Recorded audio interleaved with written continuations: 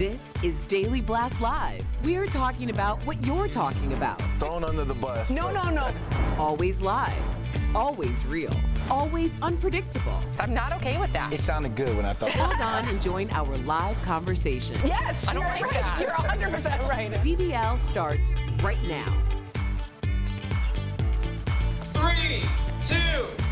Welcome to DBL. It is Monday, September 9th. I'm here with Stephanie, Tori, Brandon. I am Sam. Let's get right to it. Felicity Huffman will learn her fate later this week in the college admission scandal. Feds are recommending Huffman serve 1 month in jail, but the actress is telling her side of the story, hoping her letter will make a difference to the judge. Huffman writes, quote, "In my desperation to be a good mother, I talked myself into believing that all I was doing was giving my daughter a fair shot." She goes on to say, quote, "I see the irony in that statement now because what I have done is the opposite of fair." Meantime, Huffman's husband, William H. Macy, writes their daughter has nightmares from the FBI agents waking her that morning with guns drawn. Fellow Desperate Housewives actress Eva Longoria also wrote a letter revealing to the judge how Huffman once protected her from a bully on the set of the hit show. So, Tori, clearly we look at Felicity Huffman, we look at Lori Loughlin, completely two different defense strategies.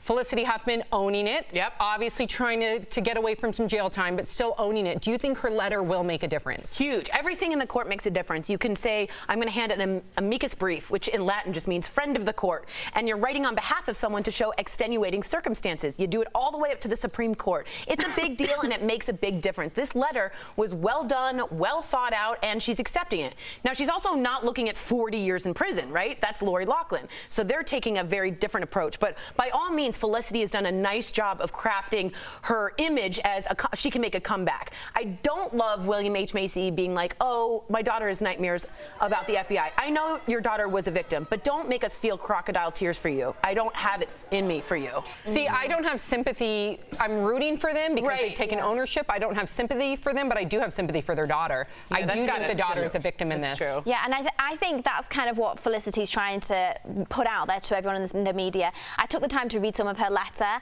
and I can really tell she means this. It feels sincere. It really, really does, and I'm proud of how her and her husband are handling this. She also said, "I've broken the law, deceived the educational community, betrayed my daughter, and failed my family." And it also went on over the 3 pages to highlight the struggles that her daughter has had at school. Not that it's an excuse at all. Learning disabilities, saying she's had medical struggles, she's got learning disabilities, and she just wanted her daughter to go on and further her career because she was really struggling in other areas. You can empathize with that, but then again, I look at the mothers out there there are a handful of mothers that are in jail as we speak. There is one, her name is escaping me, most recently sentenced to jail for sending her daughter to a better school district. Yeah. Because her school district for her child was pretty much in shambles. So God forbid she said, okay, I'm going to lie about my address, make sure my kid goes to a different school district, yet she's locked up. Yeah, and Felicity talks about fair, the opposite of fair. It's the opposite of fair for that woman to have to go to jail. And we even have DBL's live, our viewers writing in DBL Nation all the time. Doris Shoemaker says, how about the black family that lived in a car and their mother gave the brother's address so the kid can go to a good school? She got 5 years. That's horrific. 5 years, the opposite of fair. Horrific. That's the opposite of fair. That's the rigged justice system right there. Yeah, so I wonder what her Armatus Briefus Corpus was, whatever right, totally here. You're absolutely right. Like, it's not two different systems. I'm one who loves the system, but I am very well aware there are 2 systems. Wow. Well, continue to chime in, DBL Nation. I loved that last comment. I feel you and completely agree with you. The President of the United States has started yet another Twitter feud with singer John Legend and his wife Chrissy Teigen. It all started last night when the president commented on a show on MSNBC about criminal justice reform. The show included an interview with John Legend discussing his organization, Free America. Trump tweeted, musician John Legend and his filthy-mouthed wife are talking now about how great it is, but I didn't see them around when we needed help getting it passed. John Legend responded, tweeting, imagine being president of a whole country and spending your Sunday Monday night hate-watching MSNBC, hoping anybody will praise you. Melania, please praise this man. He needs you. And Chrissy Teigen chimed in, tweeting, LOL, what a blank, blank, blank. Tagged everyone but me, an honor, Mr. President. Meantime, I didn't have to watch the Real Housewives franchise last night because I was on Twitter just with my cup of tea. But how pathetic. This is our president. Yeah, and a lot of people laugh it off. And again, I'm saying we can all have a good laugh, but then get back to the fact that at 10 at night, we should have a president with her or his group and force trying to make the working person have a better life, not hate watching and also spitting it out on Twitter. When people say, get over it, he does it all the time. I will never normalize this Well, what behavior. would you say to people that say Chrissy Teigen and John Legend have taken shots at him? What about him defending himself? Absolutely. And you can do that in a myriad of ways, through the press, as a spokesperson, out loud. Twitter is not the place to do it. And if we have an unhealthy president, we have an unhealthy country. Well, so it worries me. I laugh, but then I'm worried. But there are people out there, Tori, who were done or fed up with the they go low, we go high. Totally. There are people out there who have felt marginalized that want to clap back. So the fact that Trump is doing this, I understand what you're saying. He should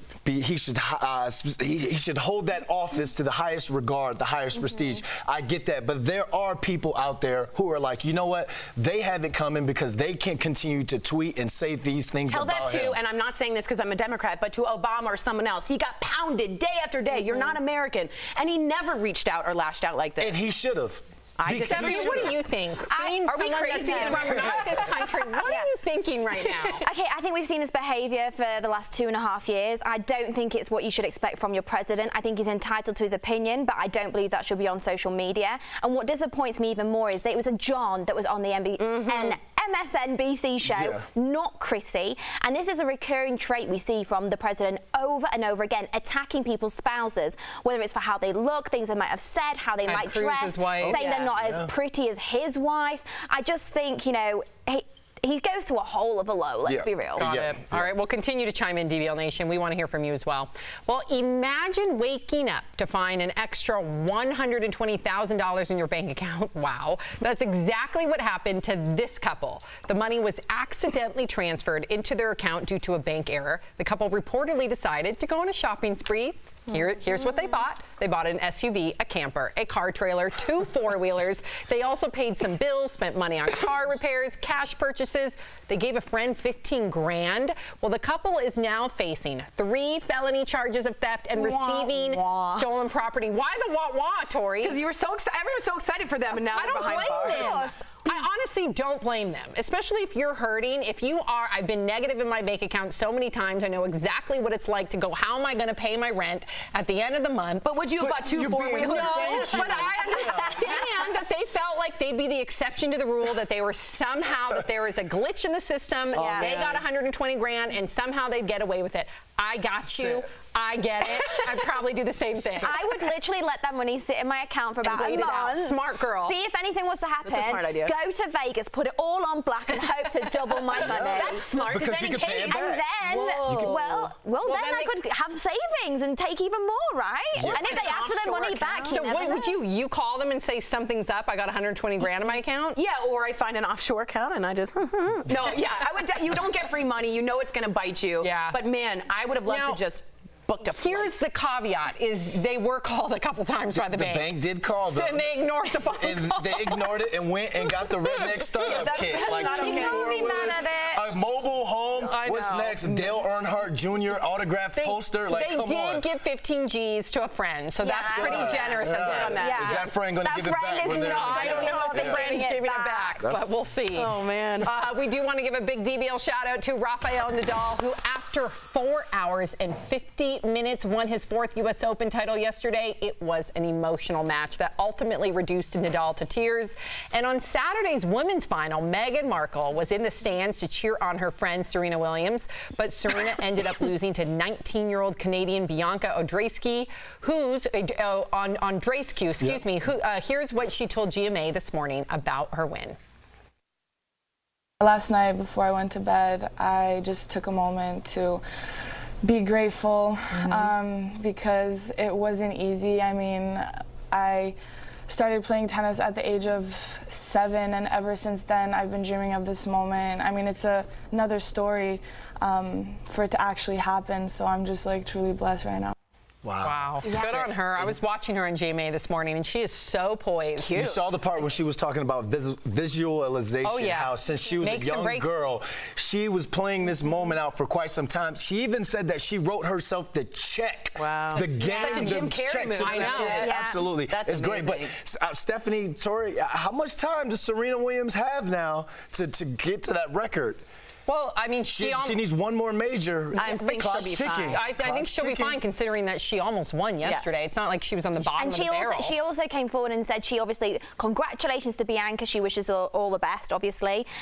But she did say that she felt like she did not play at her best. She was very disappointed in herself. But I will say that tennis has become a real spotlight for sportsmanship. I really We've seen appreciate that. Naomi Osaka, Coco Gauff. We've seen this. I like to see that kind of behavior. Me too. So, we see it on the men's side and the female side. Such a great example to the youth watching. Yeah. Well, DBL is live. Coming up, Stephanie Jones sits down with beauty and fashion expert Bobby Thomas. She gives us the lowdown on all things denim. And you, the viewer, are our fifth host. Over the weekend, President Trump canceled a secret meeting with Taliban leaders on U.S. soil. But should those terrorists even be allowed in America in the first place, especially so close to the 9/11 anniversary? Your comments next.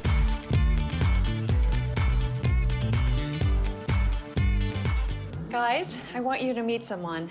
This is Hi, DBL Nation. Kelly Schubert here with the DBL Digital team. I'm tracking all the breaking and trending news for you right now. And I think we're going to go to the desk to see what's going on with our hosts. Happy Monday. Thanks for joining us today. Okay, good. Hey, guys. How's it going up here? Hey, so we have an interesting topic from George Diaz, who wrote us in and said, this is discussing the upcoming fifth host about Trump asking the Taliban to come to Camp David for peace talks. George wrote us in and said, look, 15 of the 19 9/11 attackers were citizens of Saudi Arabia. 2 were from the UAE. 1 was from Lebanon and 1 was from Egypt. Al-Qaeda bombed the trade centers and the Taliban denounced it. Selective outrage. And I do feel you because I was confused as to why people were conflating the two, but just this past week, the Taliban admitted to bombing an embassy that killed 12 Americans. So are you gonna just say that's okay, right? So they didn't do 9/11, but they were a terrorist group against the United States. So I wanna make that really clear as a detail people might have missed. Mike, will you turn me up? Is Mike somewhere in That's all I got, guys. I got too much coffee. Oh, thank you, honey. Just turn me up a bit. Thank you. Yeah, have you had it? I did. I had my breakfast burrito What time? Oh, nice. like a little while ago, but I'm like, hey, what's going on? What are you guys doing? What are you guys doing? Okay, you need something to eat, I think. Maybe a toast or something?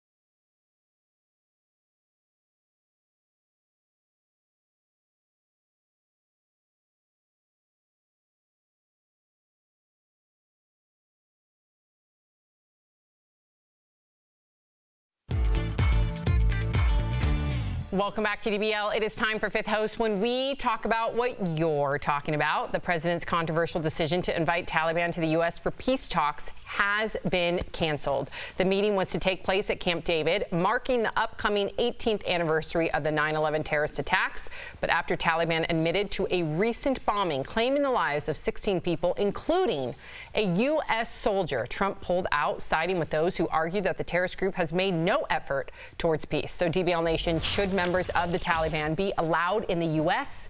for peace talks. Take it away, Brandon. All right, Tammy from Facebook says, flying terrorists into the U.S. during the anniversary of the 9/11 attacks must sound like a nightmare to those who were greatly impacted on that day. I agree with you, Tammy. In this situation, I would love to hear from our military personnel who have fought against the Taliban, because when Colin Kaepernick was taking the knee, the only people I wanted to listen to were the military, who felt if they were disrespected or not. So in this case, I would like to see how they feel in this situation with our president wanting to fly in terrorists. Well, let us know if you are military. Please write us in and let Brandon, and maybe hit a hashtag Brandon so you guys know what we're discussing. Well, Shelly from Facebook says, I don't like our soldiers dying in Afghanistan. If negotiations are what it takes, then get it done and bring our boys home.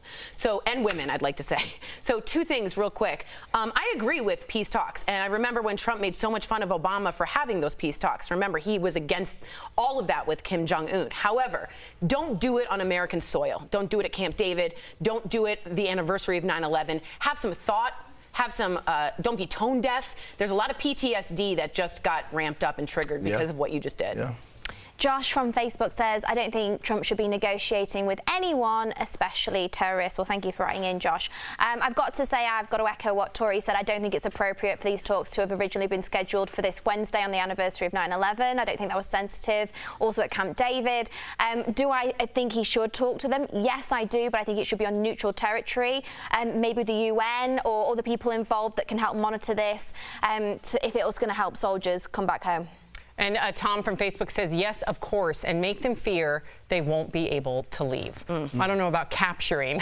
That's not American. But I do like the idea of peace talks, especially if we can get those 5,000 soldiers home. But I think it should be, as without repeating my fellow co-hosts, I think it should be on neutral territory. Camp David was the place where we mourned right after 9/11, where we saw our president at the time go there and not only mourn, but figure out what to do in response to the attacks on 9/11. So it's a really contrast.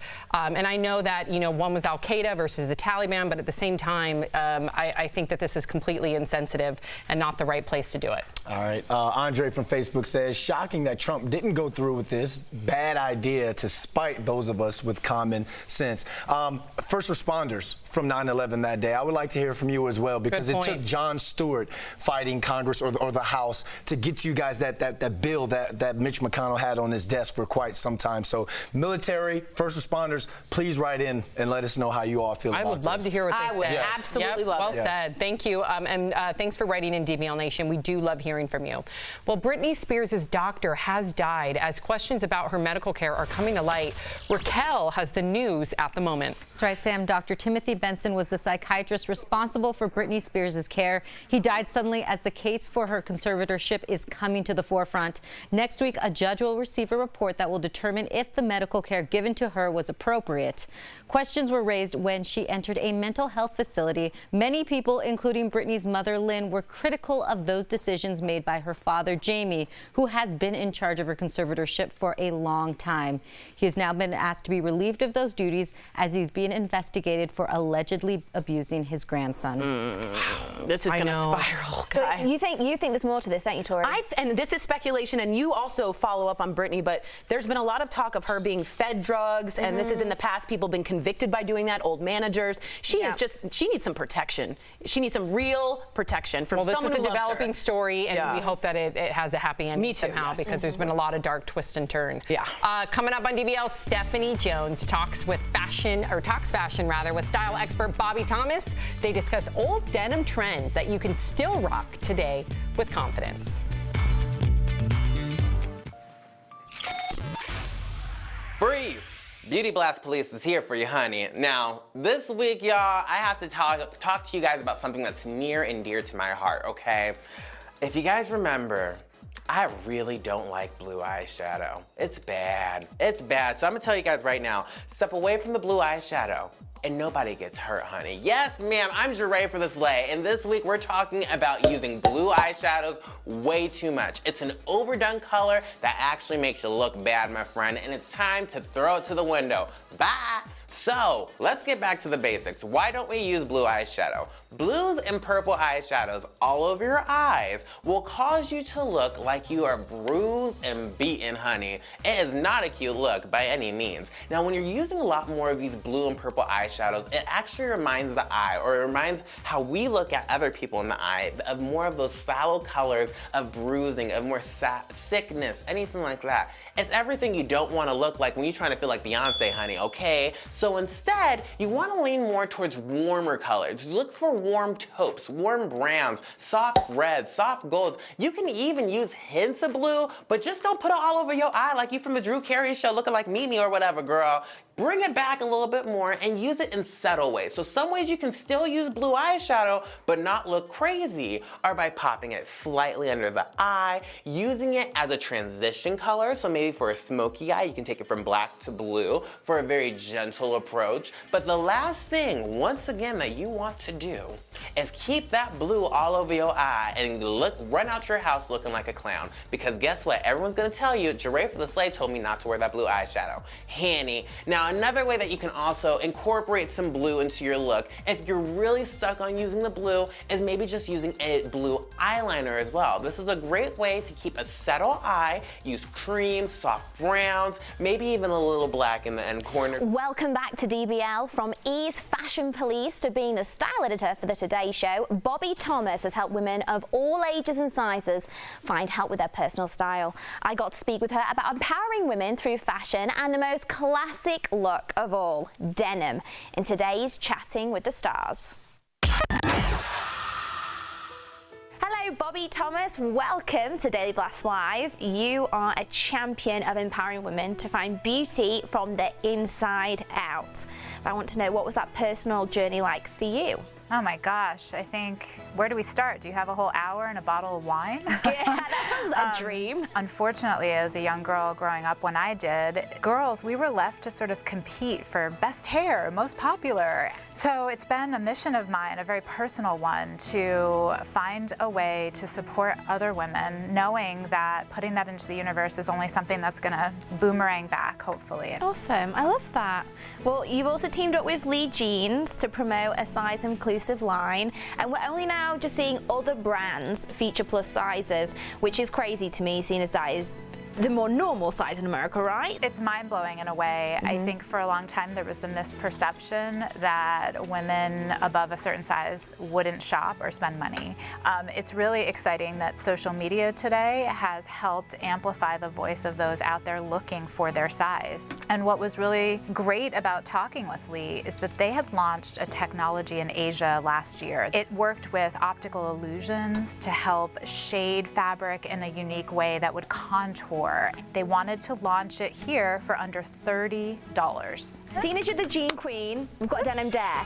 So I've got an example of some really odd yet iconic denim trends, right? And I want to know how you would style them into success. Sure. Okay, all right, so what about the low-rise jean? I mean, this is a style that we hope doesn't come back, and it's like the scariest of them all. I think that's a public safety hazard, so I'm just going to air with.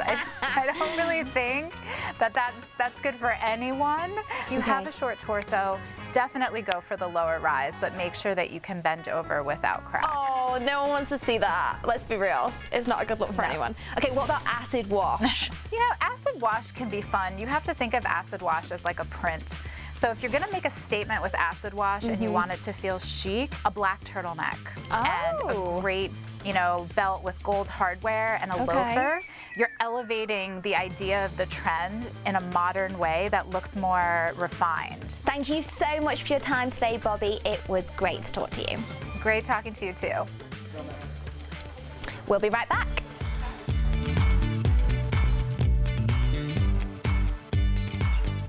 Promote. DeRay Davis, welcome to Daily Blast Live. How you feeling, man? I'm good, man. Having a blast on the daily, you know. That's what I like to hear, man. You need to come out here to Denver and come on the show, man. You have an open invite here. You are family. I appreciate it, man. I was mad I wasn't able to get out there, but we're moving the dates around, and with all the filming and everything, and including this, even including what I'm here for now, Hip Hop Squares, it's just Denver, man. I'm usually there once a year, and I missed it. I love it out there, too. Obviously, you're famous from comedy, famous from movies, all that good stuff, but you were also famous, my brother, for dating 2 women. So what is the secret you can tell everybody to keep 2 women happy? I'll say honesty is very important, you know, being Honesty, honest D-Ray? about a lot of Honesty? stuff. Honesty, because a lot of men lie about stuff. That's and true. I think friendship is important. At the end of the day, as much as I've joked about it and portrayed like, oh, you know, it's a play, I just do that for it. Realistically, man, women do what they want to do. There's no controlling them. You can't tell a woman what to do with their bodies. You can't tell a woman what to do. So all you can do is be receptive and be respectful. All of us lovingly know that we want each other to succeed in life more than anything. I appreciate you, and I'm going to play what you just said for my girl. But let's get to the show that we came here to talk about. I'm excited about this. And now, here's your host, DeRay. What guests are you most excited for this season on Hip Hop Squares?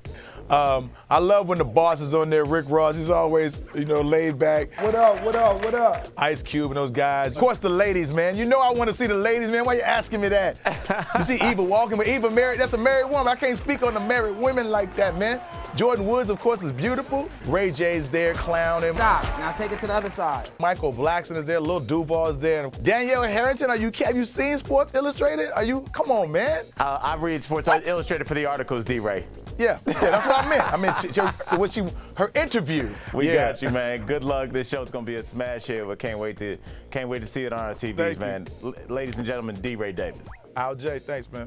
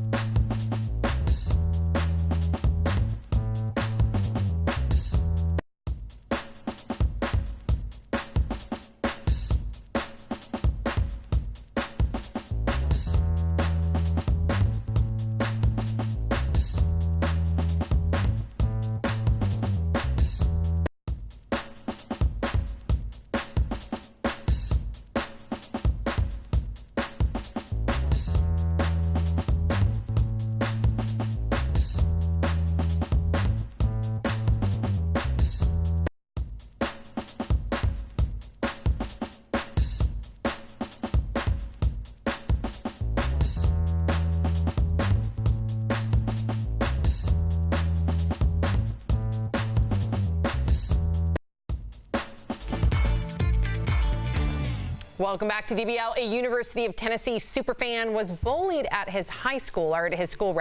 He wore this t-shirt he made himself to his elementary school's College Colors Day, but his excitement turned to despair when other kids made fun of him. Well, his teacher shared his story and it went viral, and the university responded by sending him a ton of free UT swag. The university then took it up a notch by making his UT design into an official t-shirt, and get this, demand for the shirt was so high it crashed the university's online shop. And one more thing, awesome. They are giving most of the proceeds are going to anti-bullying campaigns from the t-shirt. And today's 9/9, by the way, which is a Be Kind Day. Wow. So when you, especially in schools, they practice this day to make sure that you're mindful that just a smile, smile, just a hello to your fellow classmate can completely change the course of their day, their week, their month, their year.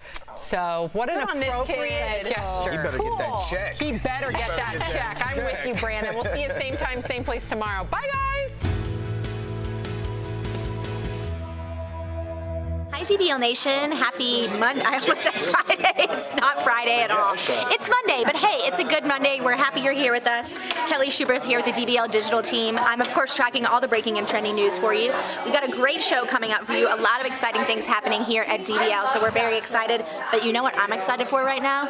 It's time to change the Henley calendar. So if you've been with us on Daily Blast Live, you know this is my sister's dog, Henley. I love her. She's my best friend, and I don't know what each next month brings because my sister got this for me. So let's see what September is. Ah, look how cute she looks. She's posing in the sun. It's like golden hour. She looks so cute. She just turned 5 last month, so she's an angel. I wish I could bring her to work. I think she would be a good therapy dog. Let me know if your dogs are therapy dogs. I know a lot of you out there do raise therapy dogs and train them, so that's really awesome of you.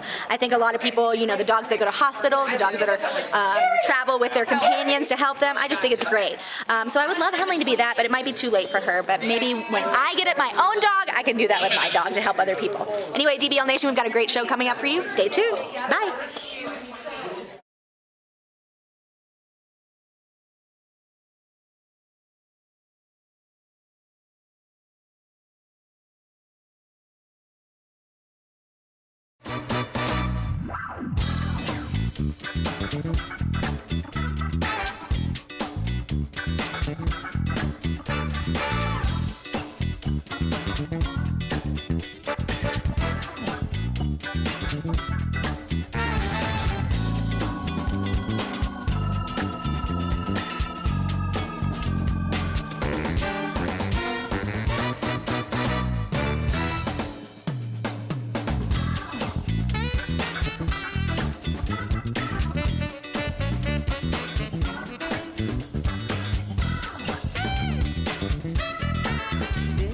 Daily Blast Live. We're talking about what you're talking about. Because everyone's talking about this. Always live, always real, always unpredictable. You think this hair just naturally stays like that? Log on and join our live conversation. I can't believe I'm saying this.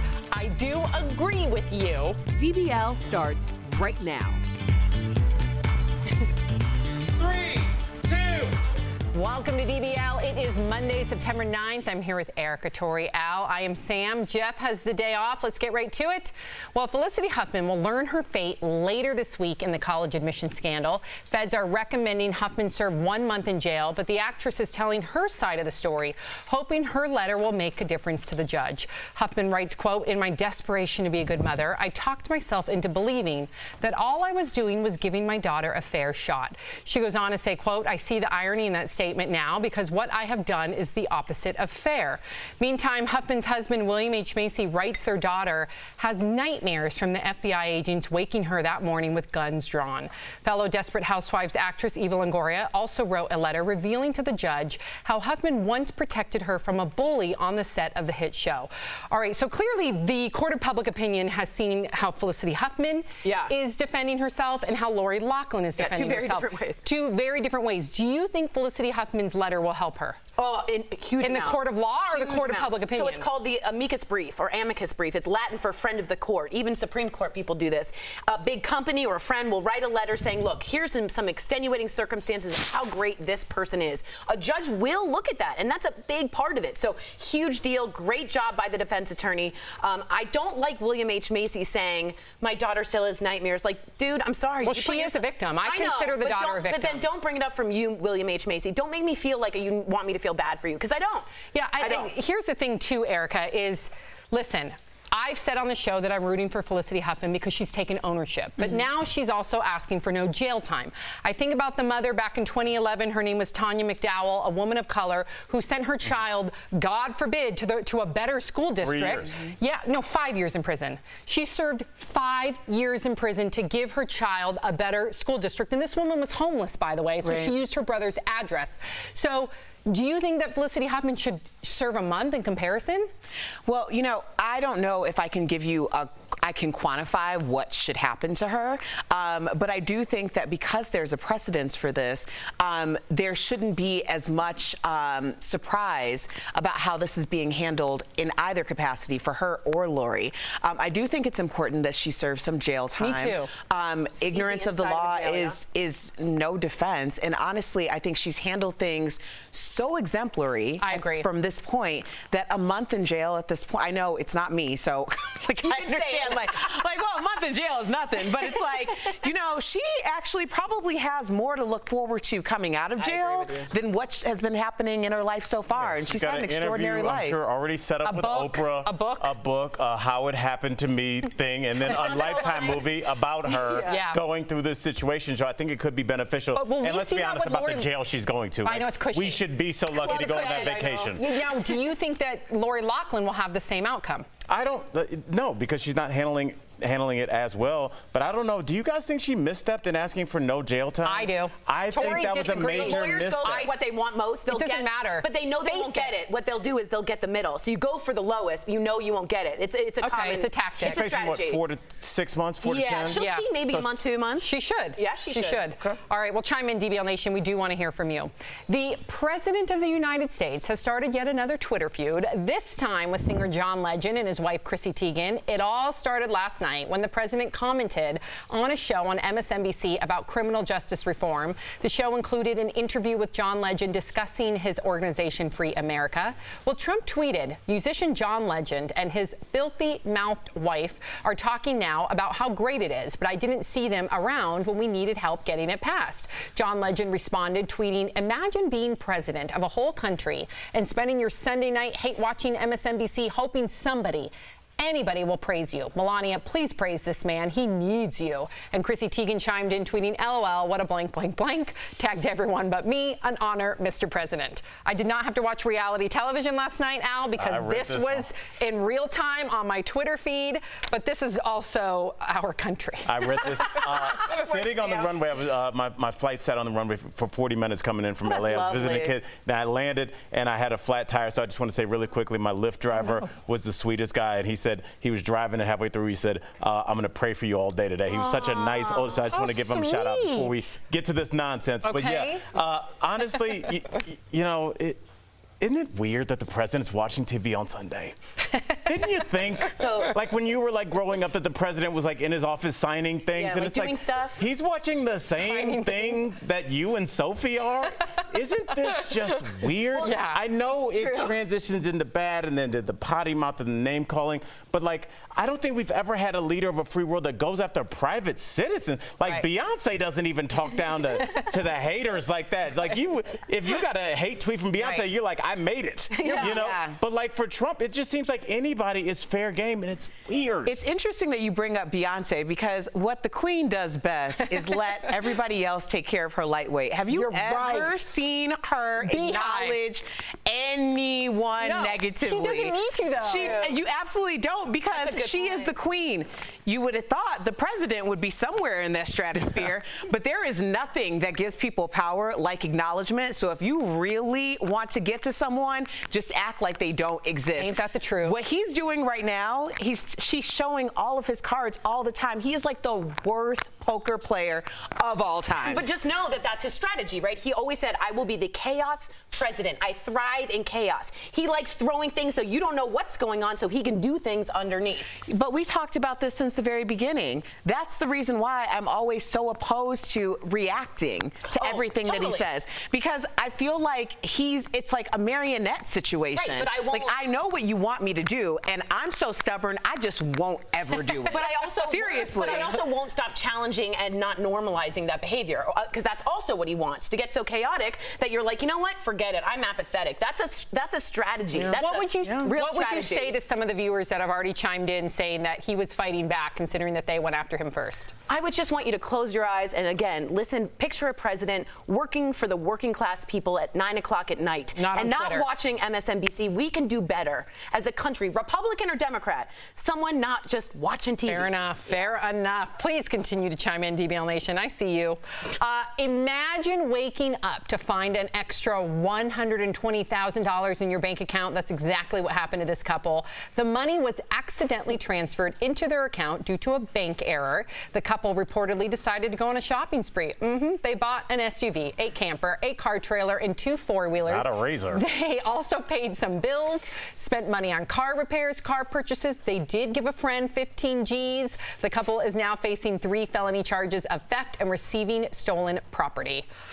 Gosh. I don't blame them. Yes, I don't either, but we should. I don't get free money. I would think, listen, we've all been there where like we are having overdraft fees. We can't figure out how we're going to pay the, rent. It's due in a couple days, and then 120 grand comes in. I would hope I was the exception to the rule, meaning like that they would never find me, and I would somehow spend the money. But they do. But they do. And they will. Yeah. Especially because Erica, the caveat here is this bank called them a couple times. They didn't call the bank back. Right. Yeah, right. I mean, if your register comes up short of TJ Maxx, they're gonna find out. So. Yeah. What would you do, Erica? Well, yeah, I probably wouldn't have spent the money simply because I've been given more money than I was supposed to have, unbeknownst to me, because it wasn't like a significant amount, but it was at the time. I actually got paid over unemployment. Really? What'd you do? Well, at the time, I had already given, I needed every single dollar. Of course. So of course I was paying like my rent and stuff. Yes. But then after they were like, you owe us like X amount of money, we overpaid you. Oh, yeah. So I had to like figure out a way to pay it back. I know. So I do understand that just because this happens, you think that it's like, oh, it's a blessing. Free money. But it's not. I know. You would keep it? I remember Monopoly, bank error in your favor, collected the community chest. That's a board game. That's real life. That's not real life. That's board game. I live on Baltic. I'm good. Me too. Yeah. Really, on Baltic? Yeah, you can build it up. Oh, no. Yeah. You don't get much on Baltic. You throw some hotels. Every time somebody comes around, and you light get them up. $400. I don't care for Baltic. Everybody's got a pass go. We have come see me. completely 2 different strategies. You don't come see me. DBL is live coming up. The critics are weighing in on Jennifer Lopez's starring role in Hustlers. Are they fans or haters? Then Tori goes one-on-one with American Idol winner Jordan Sparks. Does the singer keep up with the new Idol reboot? Find out in Chatting with the Stars. And you, the viewer, are our 5th host. Over the weekend, President Trump canceled a secret meeting with Taliban leaders on U.S. soil. But should those terrorists even be allowed America in the first place, especially so close to the 9/11 anniversary? Your comments next.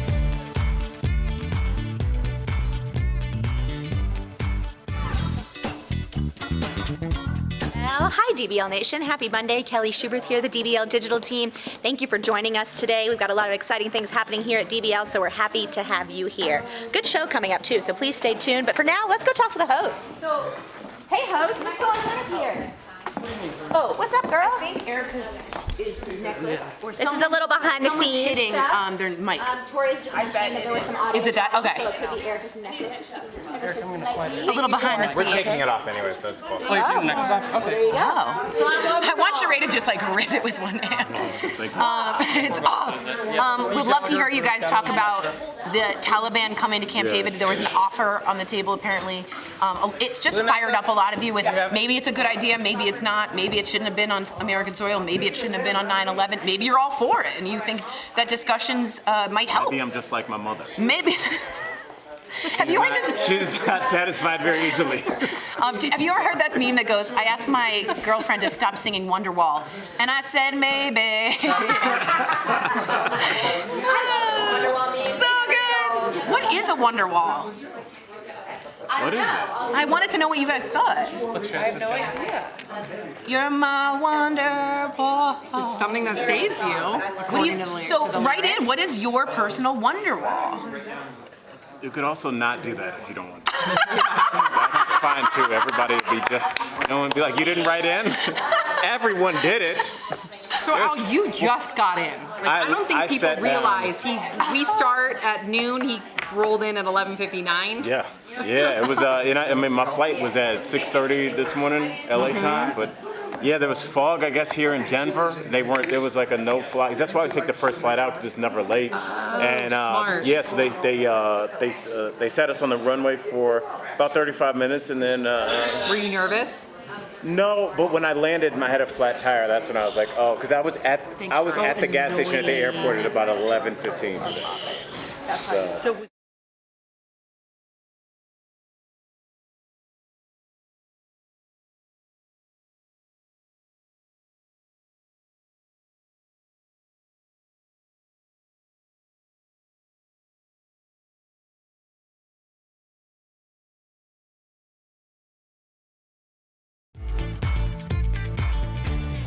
Welcome back to DBL. It is time for Fifth Host when we talk about what you're talking about.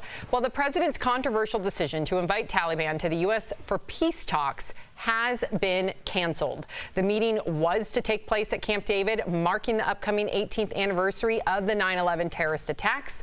But after a Taliban admitted to a recent bombing claiming the lives of 16 people, including a U.S. soldier, Trump pulled out, siding with those who argued that the terrorist group has made no effort towards peace. So DBL Nation, should members of the Taliban be allowed in the U.S. for peace talks? Take it away. All right, Sam, let's do this. Jamie from Facebook says, what would Republicans have done if President Barack Obama had invited the Taliban to Camp David days before the 18th anniversary of 9/11? Well, Jamie, they already accused him of being a terrorist, so that would have probably just further corroborated what they already think. I think we both know it wouldn't have been good, and I think for once, I think the president listened to his advisors and just realized that this was a bad idea. This is a bad look, and you know, when he does something right or something I agree with, I'll give it up, and I'm glad he didn't do this. This would have made our country look very, it would have been embarrassing and a slap in the face to those that died that day.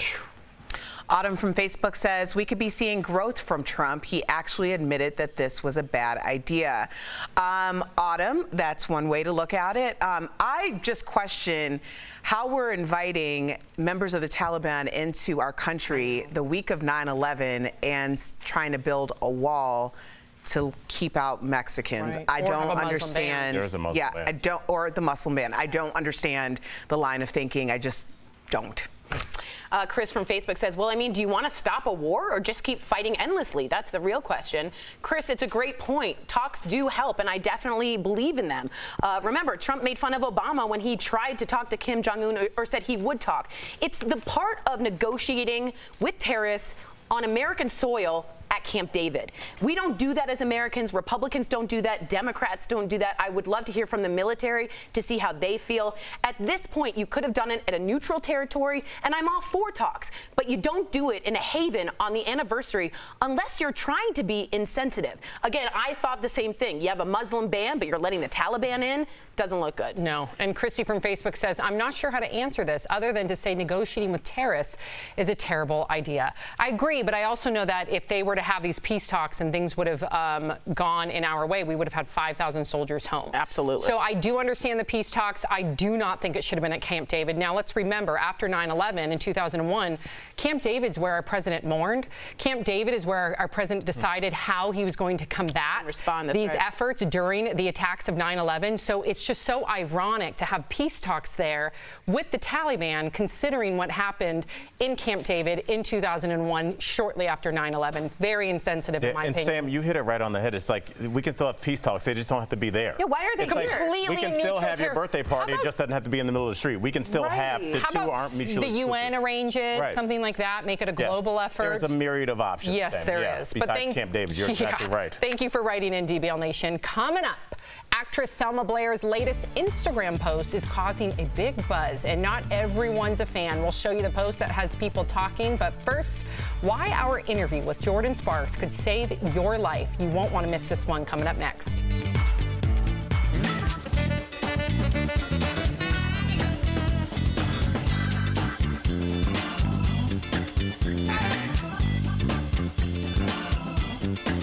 On DBL Nation, happy Monday, if there is such a thing. Actually, yes, it is happy Monday because another day alive, another day, another dollar. We're gonna get right into this fifth host, as you all saw. How do you all feel about the talks with the Taliban stalling and the fact that the president was gonna have it at Camp David? So let's get right into your comments. Christina says, I'm all for ending the seemingly endless war.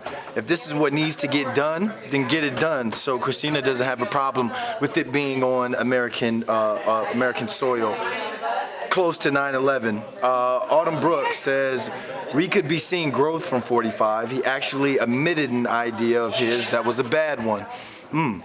Christy Sprague says, I'm not sure how to answer this other than say negotiating with terrorists is a terrible idea. And we do have that policy as a country where we do not negotiate with terrorists. But a lot of people are writing in. You can see a lot of people just want this war with Afghanistan to end, this war with the Taliban to end. We want to bring back our U.S. troops. I believe there's like 5,000 troops that are still there. So last but not least, Holly Yoho says, should have never been invited to this country, especially coming up on the anniversary of 9/11.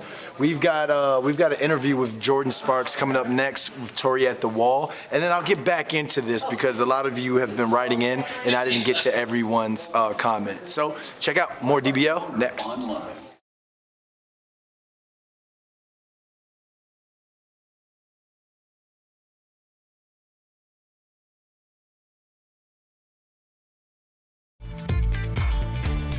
Welcome back to DBL. This is an interview that could save your life. I sat down with Jordan Sparks. Remember, she won the title of American Idol at 17. Well, since then, she's taking on sickle cell disease awareness.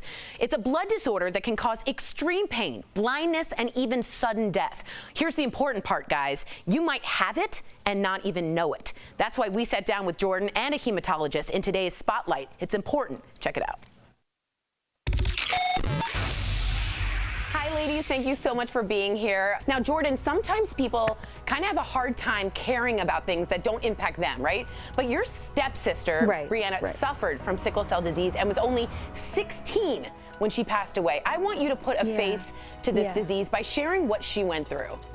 We weren't stepsisters for very long. I mean, it felt like it went by so quickly. But she was so sweet, and she was a typical 16-year-old girl. She loved music and fashion, and she wanted to be a model, and she wanted to also be the face of sickle cell disease. She wanted to be an advocate for it. After she passed, I knew that I wanted to continue what she dreamt of doing. That's incredible. Now, a lot of Jews suffer from, Ashkenazi Jews from Gaucher is what my mom has. African Americans suffer sort of disproportionately. I want to know, why is it so important for our African American viewers watching to know this?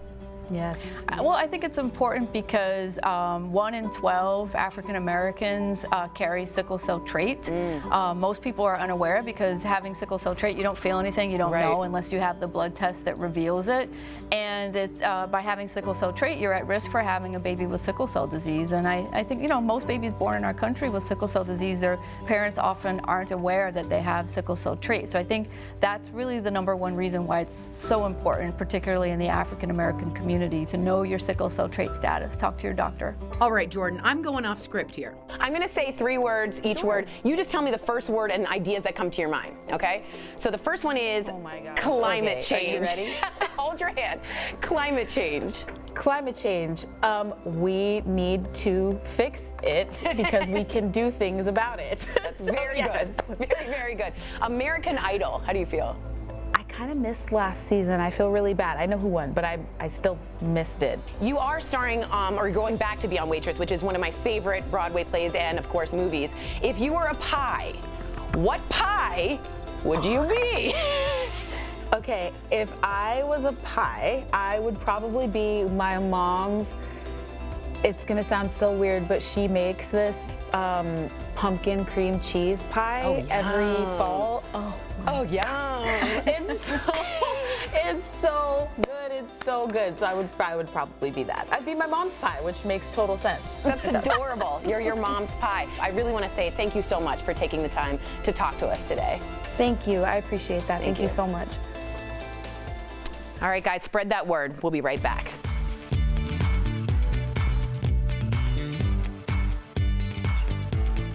Promotional consideration is brought.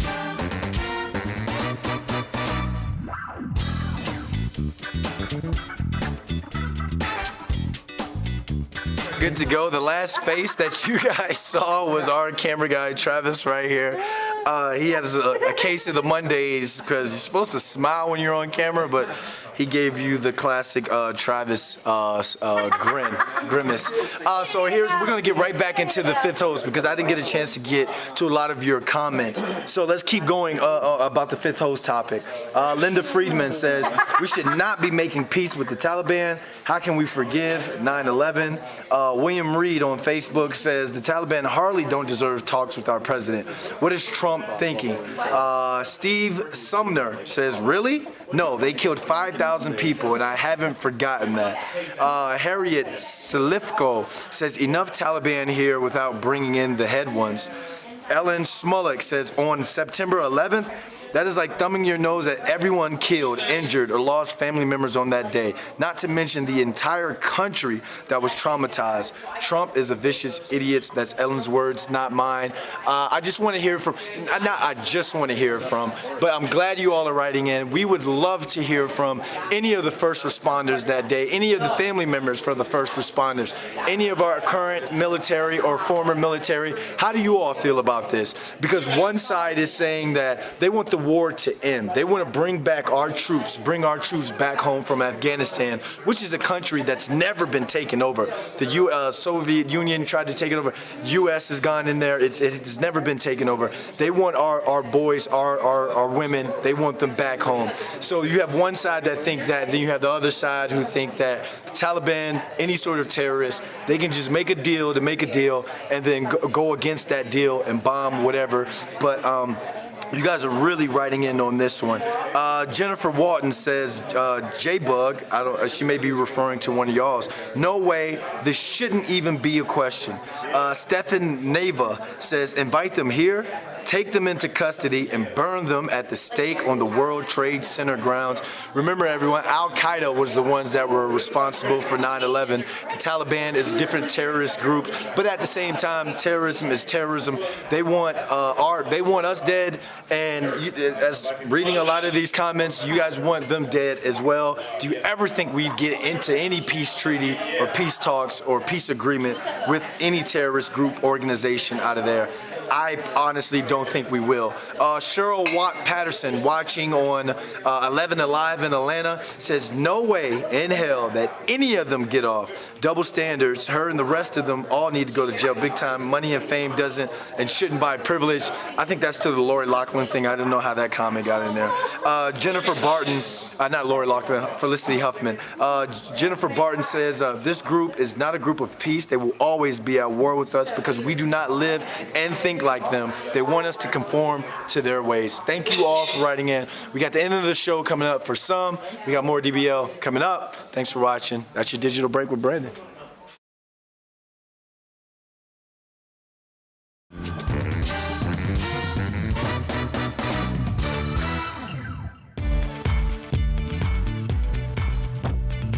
They say if you get the job you love, you'll never work a day in your life. And we love that at DBL. We get to tell it like it is, even if things get a little heated. And since we're always live, you'll always see us 100% real. But it's not just about what we think. We want your opinions on what's happening in our world. Because we wouldn't want to do this without you. So come on in and join the conversation. And we guarantee on DBL, we're never going to hold back. Because we talk about what you're talking about. 3, 2.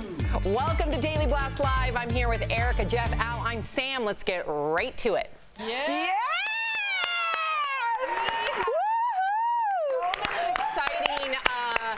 Really exciting things coming in this fall. So September 16th, next Monday, new beginnings, a lot of cool stuff. Yeah, very exciting. Exciting. It is. Dream job. You're teary. It is. That's dream job. Oh, sorry. But you're teary-eyed. I love that. Yeah, that's a dream I wanted to have. Walk and talk. Just be there for people. There's a lot of other jobs you could do. Well, in Tori's defense, tour guide comes to mind. At the same time, it can be complicated. It's just a dream job, so I'm really grateful. I think about that all the time. Tori always says every time she swipes into work, she just says dream job. And I think about that on days that, even like a day like today, like I'm going to keep harping on it. I had a flat tire and I was like, oh, I'm sweating out there trying to pump my tire. And I was just like, get to go talk to my friends for 3 hours. I know. It's really special. It's okay. We're so lucky. Yes. We really are. And we were seeing that commercial commercial in real time, so that's why we acted like that. We saw it in real time. Make sure you tune in starting September. I mean, tune in every day, but we have a lot of great surprises starting next Monday and all fall long. It's going to be a great season, so that's exciting. Here's what's coming up next on Daily Blast Live. The reviews are in, and they're on fire for Jennifer Lopez. Will Hustlers be her ticket to Oscars gold? Then, actress Selma Blair is taking on her social media haters. We'll show you the cheeky post that's got the internet buzzing. And from a championship mayonnaise eater to most pinky pull-ups, the strangest world record holders around when DBL comes back.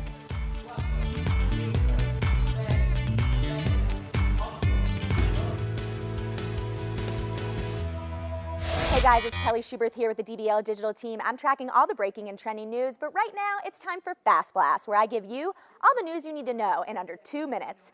So let's get that timer up. Here we go. We have a new warning out today from the CDC, and they want Americans to stop vaping. Now, there's a mystery lung condition that has killed at least 3 people, and officials think it's all linked to vaping.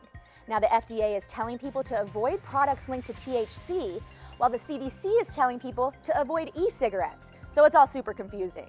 Now, federal health officials are reviewing 450 possible cases linked to vaping across 33 states right now. The issue? They don't know what's making people sick. But DBL Nation, I have to know, if you vape, does this make you want to stop? Britney Spears' psychologist just died suddenly. The weird part, it comes just weeks before her conservatorship case. Will they evaluate whether she was receiving appropriate treatment from that psychologist? Now, the cause of his death has not been disclosed, but sources tell TMZ the 48-year-old died from an aneurysm. Now, this story is odd, but the important thing is that Britney Spears is getting the help she needs. Hopefully, this will all be figured out for her soon. Bond. Jane Bond. Now, do you think it's time for a woman to save the world? According to The Hollywood Reporter, Pierce Brosnan sure thinks so. The actor played James Bond 4 times, but says it's time to pass the role on to a woman. Heck yes! The problem is, Pierce doesn't think that will happen with the current producers. But the rumor is Lashana Lynch could take over the next 007 from Daniel Craig, so we'll just have to see what happens.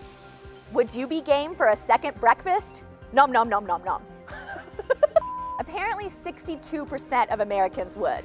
Now, the average American polled said they partake in a second breakfast at least once a week. And get this, 70% of them say they feel more energized after having that second breakfast. I mean, think about it. If you work at 7:30 a.m., by 10:30 you could be feeling a little sluggish. And if you don't get a lunch break until 12 or 1, what's a person to do? Second breakfast! DBL Nation, I'd love to hear your DBL take on all of these stories. Tweet me at Kelly Schubert. This has been Fast Blast. Bye.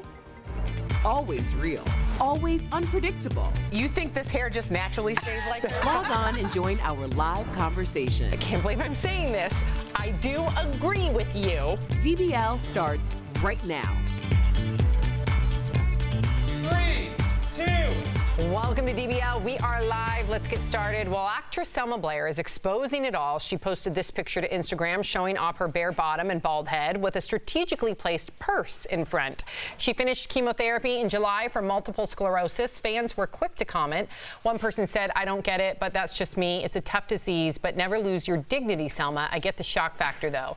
Another agrees, "Please put some pants on. You're making it so creepy for people with MS. I understand being strong, but that's just creepy." Selma responded with, I think it's a vulnerable, humorous, odd, and interesting fashion shot. I must say, though, I was reading the comments. The vast majority of them are actually very positive. Yeah. So I do want to mention that. I follow Selma Blair on Instagram. She went to Michigan. I've always been a big fan. I once met her once, and I think she's great. I think she's taking some strength in these photographs. If you follow her, she takes a lot with her sons of up close and personal and different aspects of her life. This is, I'm authentic, I'm real, I'm letting it out. It's a cool artistic pose. I have no problem with it. It's the way you do it. If you do it in a very graphic way, I think that's too graphic. For me, I was fine with it. I'm fine with it. Well, I think, you know, one, it goes to show everyone out there that you aren't going to be you aren't going to not have rebuke, even if you're battling courageously an illness. The other thing is, it's also about you being the most authentic version of yourself. And I think that this photo shows authenticity. It shows someone who has released the power that this disease has taken from her. And I think that it's a great photo. I understand that it's shocking for people, but people have to do what's in their hearts to do, not what other people want them to do. Yeah, it felt very sincere to me. It didn't feel like she was trying to do stuff for shock and awe, in my opinion. I feel like this is very artistically I didn't get her. that at all. And just like, you know, she's dealing with MS, chemotherapy. There's a poet named French Montana, and he has a song. It's called I Ain't Worried About Nothing. And once you deal with chemotherapy and MS, Twitter comments are right here, right down there. Like, what do you care anymore? Most of them are for support, though. Right, and I read some of those too, and her friends were being funny with her. But it's like we look at, oh, it's courageous to post a picture like that. At this point in her life, you know, like when somebody has a real scare, they'll start bungee jumping and doing she's had a real scare, and now she's like, this is how I want to live my life, and this is how I'll do it. Good on her. Yep. Well, it's not even out yet, but critics are calling Hustlers the best movie of the year. It's about a group of strippers who scam Wall Street men out of money during the 2008 recession.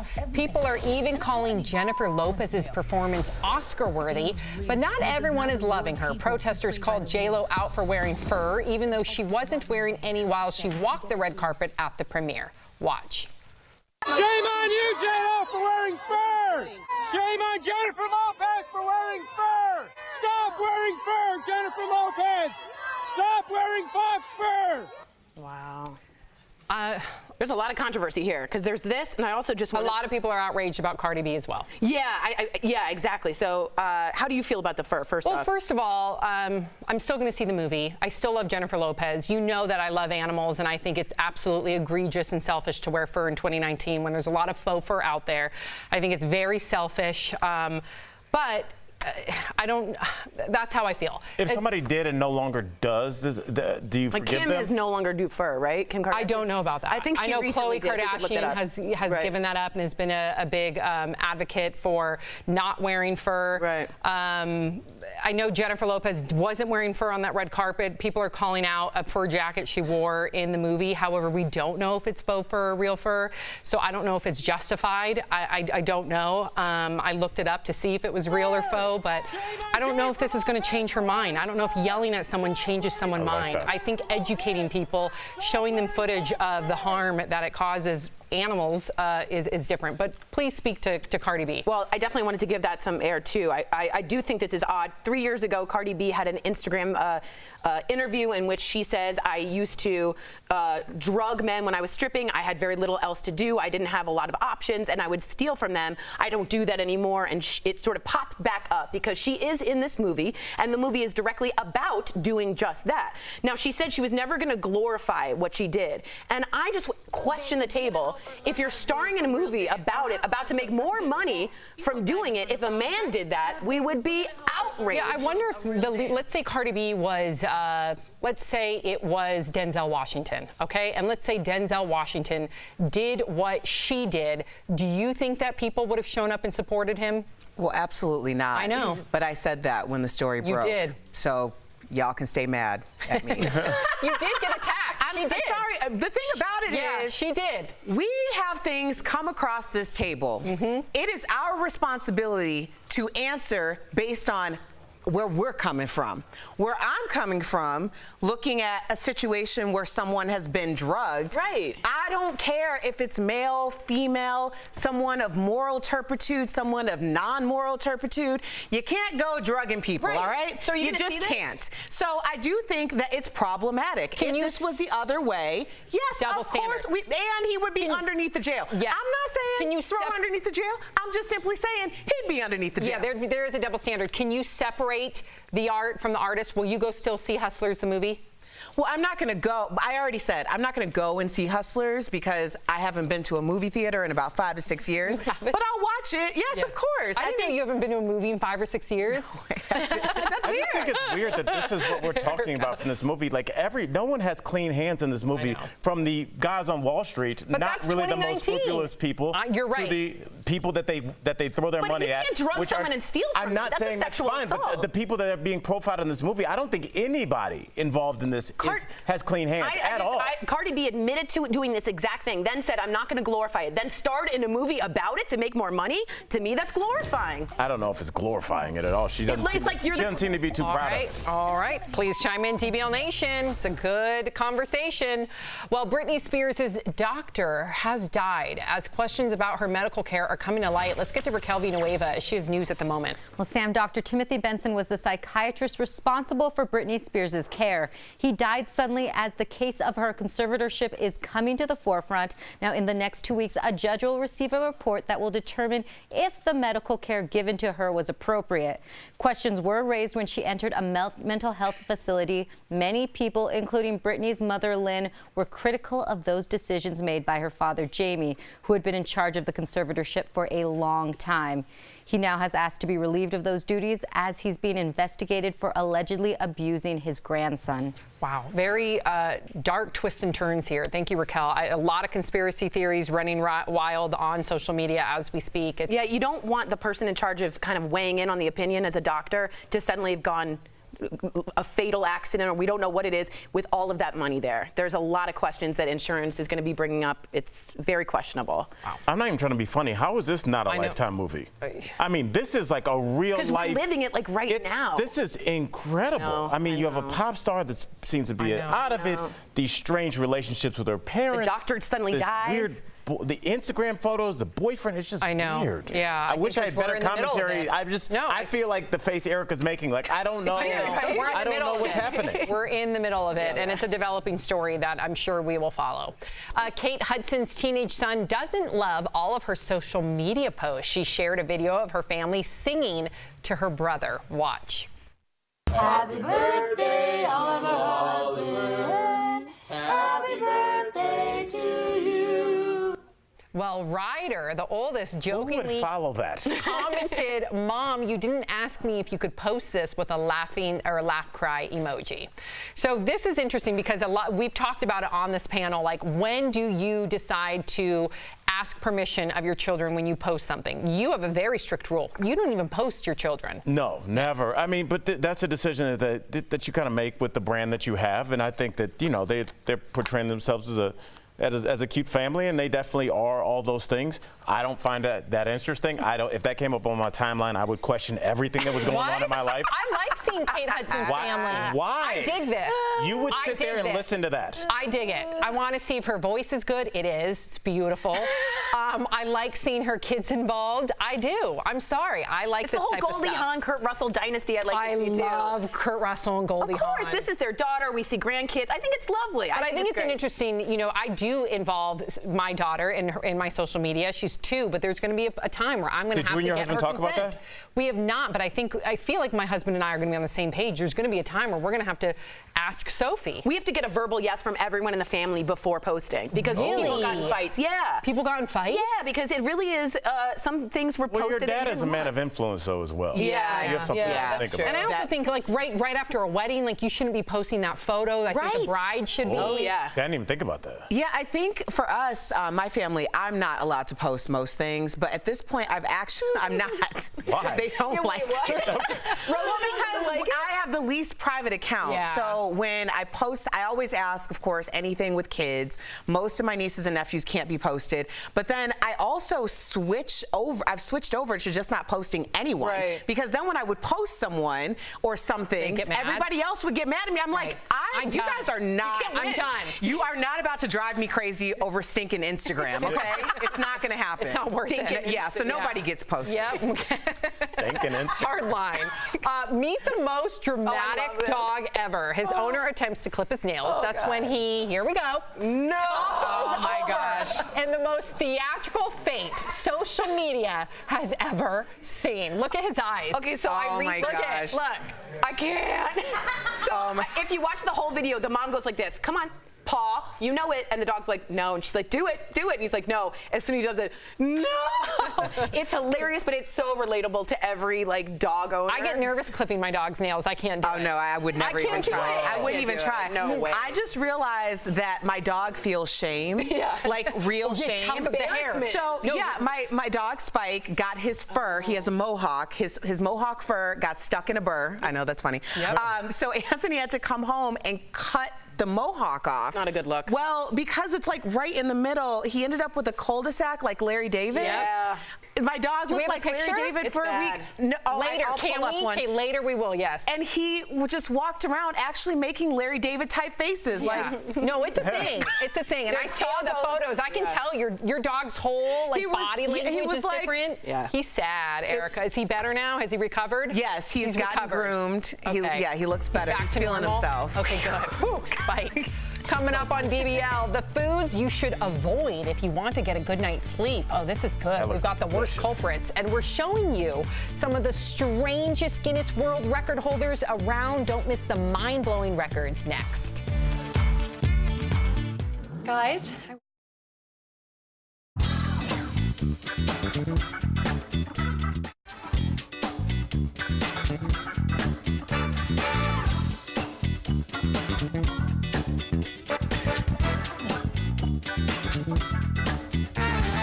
So I don't know where to go. We're talking about getting a picture of Spike. How do you with separate the heart from heart? Honey, the one before. Look how miserable. Although you can't really see his hair. Yeah, that's the thing. It's like with the. If I ask myself that. So it's got one of those like balding and then spikes around. See, you can tell here, but it's not like that dramatic. Yes. That's good. Perfect. This one? Yeah, because I don't really see that. Ones Less passionate than they are. Yeah, perfect. Thank you. Yeah, he looks very miserable. So that's what we'll do. Thank you, Chris. I agree with you there. I felt the same thing. I didn't even want to go there, but perfect. Should I not have gone to? No, it's okay. We're just going to set it up differently. Where, Okay, good. Where he's going to jump in and just ask the question, what do you think about Is this cul-de-sac? Good, okay. And then we'll just keep it short, and then you do yours. Okay, and then you do yours. It's hard. Okay. No, I'm trying to like. So there's a little behind the scenes fix-in, trying to get a good photograph of the sad Spike. Here's a good one. Oh, that's it. Show the camera digital break so you get this. It's really bad. Here's the side profile. It's hard to tell straight on. Yeah. It's not a good look for any dog.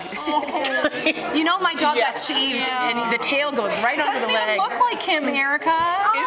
This is the side. You can't tell straight on because all of his hair is white. But you can tell. I know. He's very unhappy. The fainting was so funny. No. That was perfect. I just want to. Someone does that? Oh my God. Lift it up a little bit. Dude, that's got to be the Hey, worst Ross, thing can you in hear the me, world. honey? Or if anybody can fix the teleprompter just to put shock.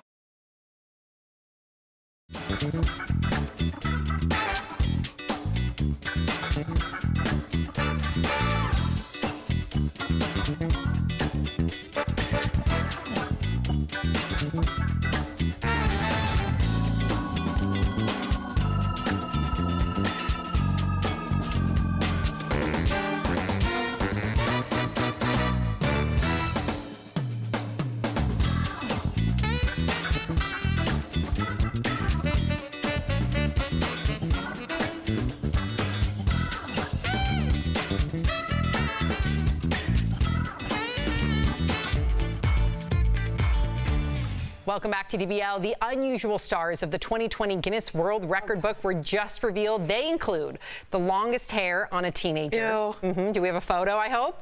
And most mayonnaise eaten in 3 minutes. A heads up. These videos, okay, so they're in video, we're about to show you are bizarre. Let's start with the mayonnaise eating record. Oh, shockingly, the record belongs to a 112-pound American woman. She ate 3.5 jars of mayo in 3 minutes. That's 5 pounds consumed during a typical commercial break. Wow. Next up, oh, you want to? Erica's having a problem. Okay, okay, so we're gonna take a moment before we get to the next. Okay, Erica, don't look. Yeah, it's pretty revolting. Oh my God. Let's give Erica a second. Let's get to the next one. Okay. Next up, the most candles extinguished by a nunchuck in 1 minute. A man from China holds this record for extinguishing 52 candles in 60 seconds. Talk about grace under fire. Ooh, that's funny. Wow. I mean, Al, we know that you hosted this very television show. Yeah, for 8 seasons. What was the craziest thing you ever saw? Well, it's weird because now that it's over and he's safe, it's fine. But like looking back on it, my buddy Ben, who was my co-host, who's from London, he helped the guy set the record. This guy had put roses in his mouth, and this guy cracked them with a bullwhip. And like looking back on it, I mean, just imagine somebody. I don't know if you've ever seen or heard a bullwhip in real life. Oh yeah. It's not like Indiana Jones. It's terrifying. Wow. And this, like, the bullwhip is getting this close to his face. And the guy broke the record, but I remember like my I'm not doing that. My co-host was shaking so bad he smoked a cigarette just to calm down. Like it was there, and we were all just sitting there like, oh, this is real bad. So wow. Well, we have one more. Here it is. A 16-year-old girl from India is the world record holder for the longest hair on a teen. Her hair is 5 feet, 7 inches long, literally taller than she is. She says it takes her about an hour and a half to dry all the way through. Can I ask Yeah, go ahead. Well, I'm doing the math on this because I used to own a hair extension company, and we sold virgin Indian hair. Oh yeah, how much money could she make if she cut it?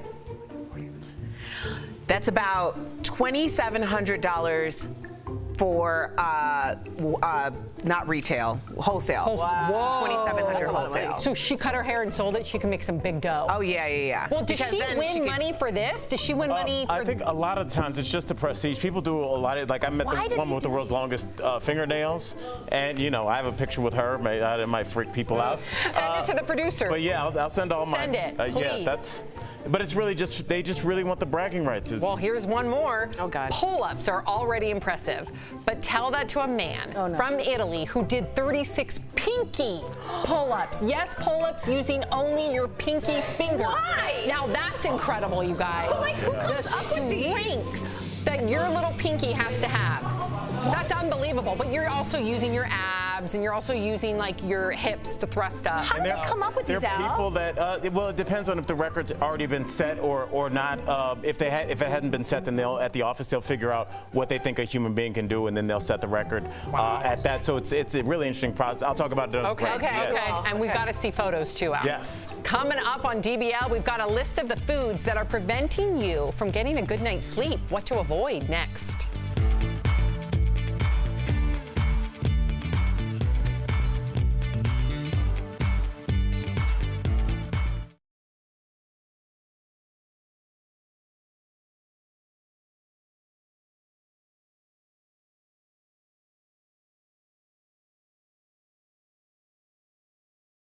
Right. Yeah. We're talking about Guinness Book of World Records. I'm actually looking for. So Al used to host the Guinness Book of World Records show. Yes, called Officially Amazing. Where we watch people break Guinness Book of World Records. I have pictures with me with. Anybody not break a record and they set out to? Oh, all the time. Yeah, that's me with the longest feet. God. Yes. I'll show these pictures. I don't know. Can you zoom in on that? Didn't you say one broke that day or something? Yes, we'll talk about that later. Yes, I had to sign an NDA about that. Okay. But yeah, it's these people are very. Hold on. Yeah. So what is it? All pride, or did they get paid? Did they get paid? Do you win any money if you break a record, or is it I don't just know. I mean, I think it's bragging rights and just having that title. If you wanted to charge people to come, like if you had the world's largest sandcastle, then you can kind of market yourself as Guinness World Record holder Sam Shocker. You can built another teach castle. People. You can go. So you can kind of use it like that. But a lot of these people, like the guy that was doing the pinkies. Want us to discuss after each one? Because I thought you told me to. There are people that have like hundreds of records. It's a couple guys across the world that have. Oh, you mean for 20, 25, 30 records. Okay. So it's like it's its own underworld. So I'm gonna call it underworld. It's interesting. I just have Look this. it up. Thanks.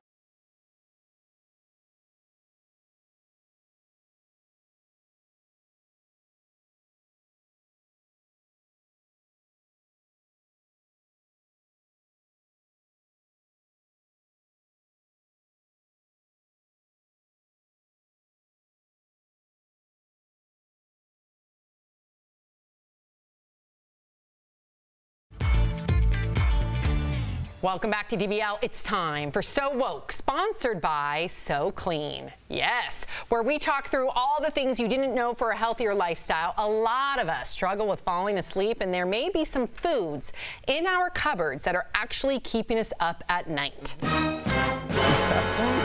So let's get to what has you tossing and turning. Here we go. First is hamburgers and cheese. Both are hard to digest, especially when laying down. Also, matcha snacks are jam-packed with sugar, and also cold cuts have a high sodium count, so both can wake you up in the middle of the night. Lastly, dark chocolate. No. Yes, Erica, it is a healthy dessert alternative. However, Erica, it's also a source of caffeine. Then what can we eat to make us happy at night? Milk chocolate, which is not a healthy alternative, but milk chocolate lacks that caffeine, so dark chocolate is highly caffeinated. Except that milk chocolate is said to have gives you bad dreams. Oh. So there's nothing. Really? Well, What's gonna make us happy? If you're 7, have bad dreams. Oh, wait. So Erica should know this. Dark chocolate. A square or two of dark chocolate is equal to a fourth a cup of coffee. Whoa. Now, here's an alternative for you. Cherry juice and walnuts. Cherry juice? Because they have melatonin naturally produced in them. Disgusting. Okay, I was going to make a comment that I'm not old enough, but even the Golden Girls sat and ate cheesecake at 9 o'clock at night, and they were okay. That's true. That's true. Maybe just don't have it right before bed. Maybe have your dark chocolate at like 7 o'clock. Is that okay? Yeah. What an old woman schedule that is. Time I get Wow. I'm having it at 7:45. I'm a little crazy tonight. I got my alarm set and everything. That's really interesting though, and the matcha too, because I love like little like matcha snacks. But yeah, matcha is finely ground green tea, so that's a lot of caffeine. Yeah. Okay, no more matcha snacks. Do you have matcha snacks at home? I don't know what that is, and I refuse to know. I just told you, it's finely ground green tea. We'll be right back. I've seen people order. And for more, call So Clean at 1-800-619-4147.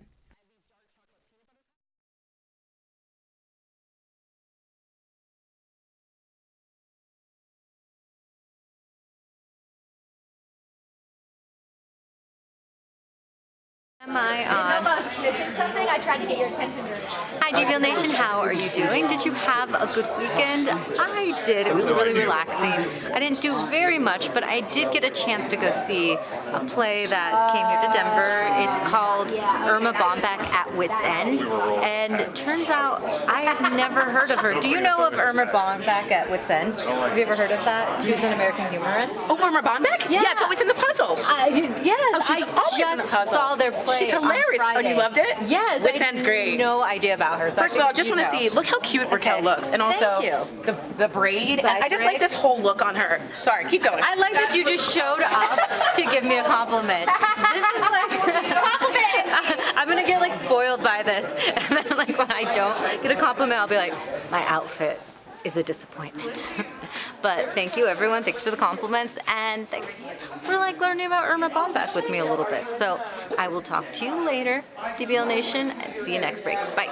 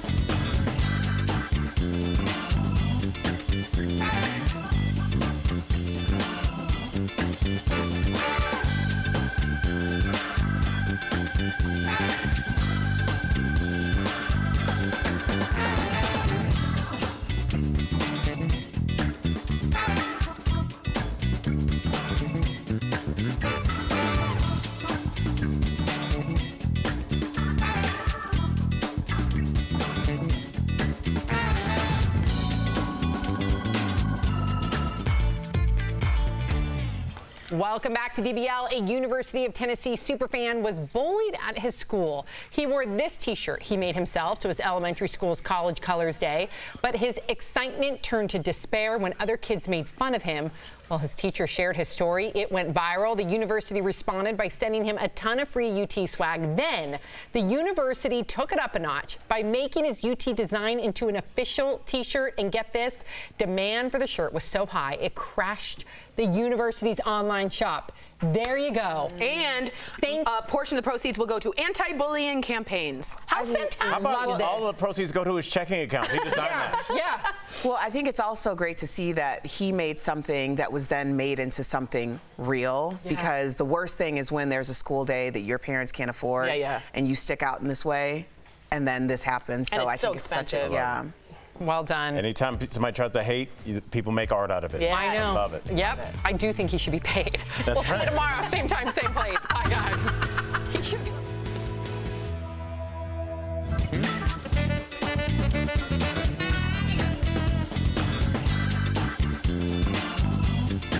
Do you think they'll pay him? I bet they'll pay that kid, I would think, for making that shirt. But I do love that the profits are all going to an anti-bullying campaign. I think that's really great.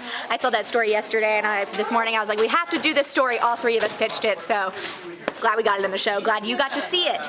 I'm here to talk to you right now about our podcast. Jeff and I do a podcast every week. It's called In the House with Jeff Schroeder and Kelly Schuberth. Actually, this week, Alex, he's over there. Wave, Alex. He joined me this week, and Jeff is in the Poconos, as we like to say when he's out of office. I don't know why we say the Poconos. It's just funny. But yeah, so this week, Alex and I talked about what happened in the house. I want to know what you think if you are a Big Brother fan. Did you watch yesterday, and what did you think of last night? Who are you rooting for now? I'm conflicted. Part of me wants Tommy, part of me wants Cliff, because I picked Cliff from the beginning, so I'd love to see someone older win as well, because they're always voted out first, so I love that Cliff's still in the game. But anyway, you can find our podcast on iTunes, on Stitcher, on Twitter. It's Twitter or Stitcher? Is it Twitter or Stitcher? Keep your car.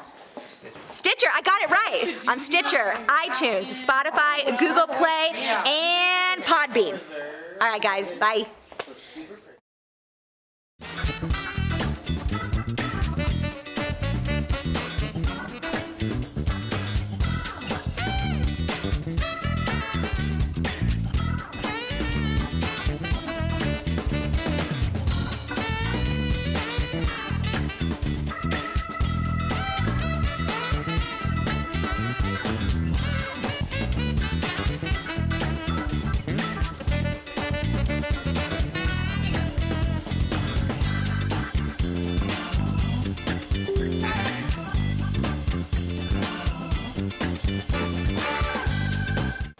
This is Daily Blast Live. We're talking about what you're talking about. Because everyone's talking about this. Always live, always real, always unpredictable. You are totally off base here. Log on and join our live conversation. I can't believe I'm saying this.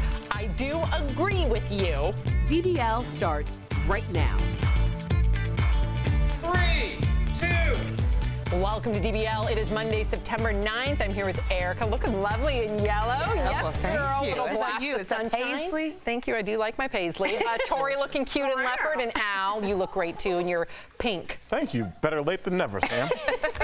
You look very handsome. We match. Said something to everybody except me. You were last. You were last going around the horn.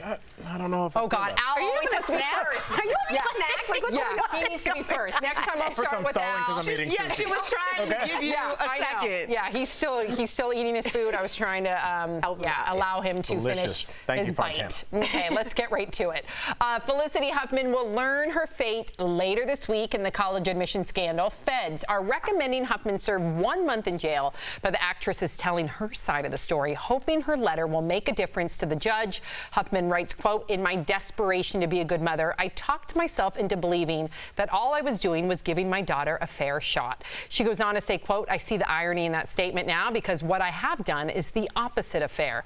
Meantime, Huffman's husband, William H. Macy, writes their daughter has nightmares from the FBI agents waking her that morning with guns drawn.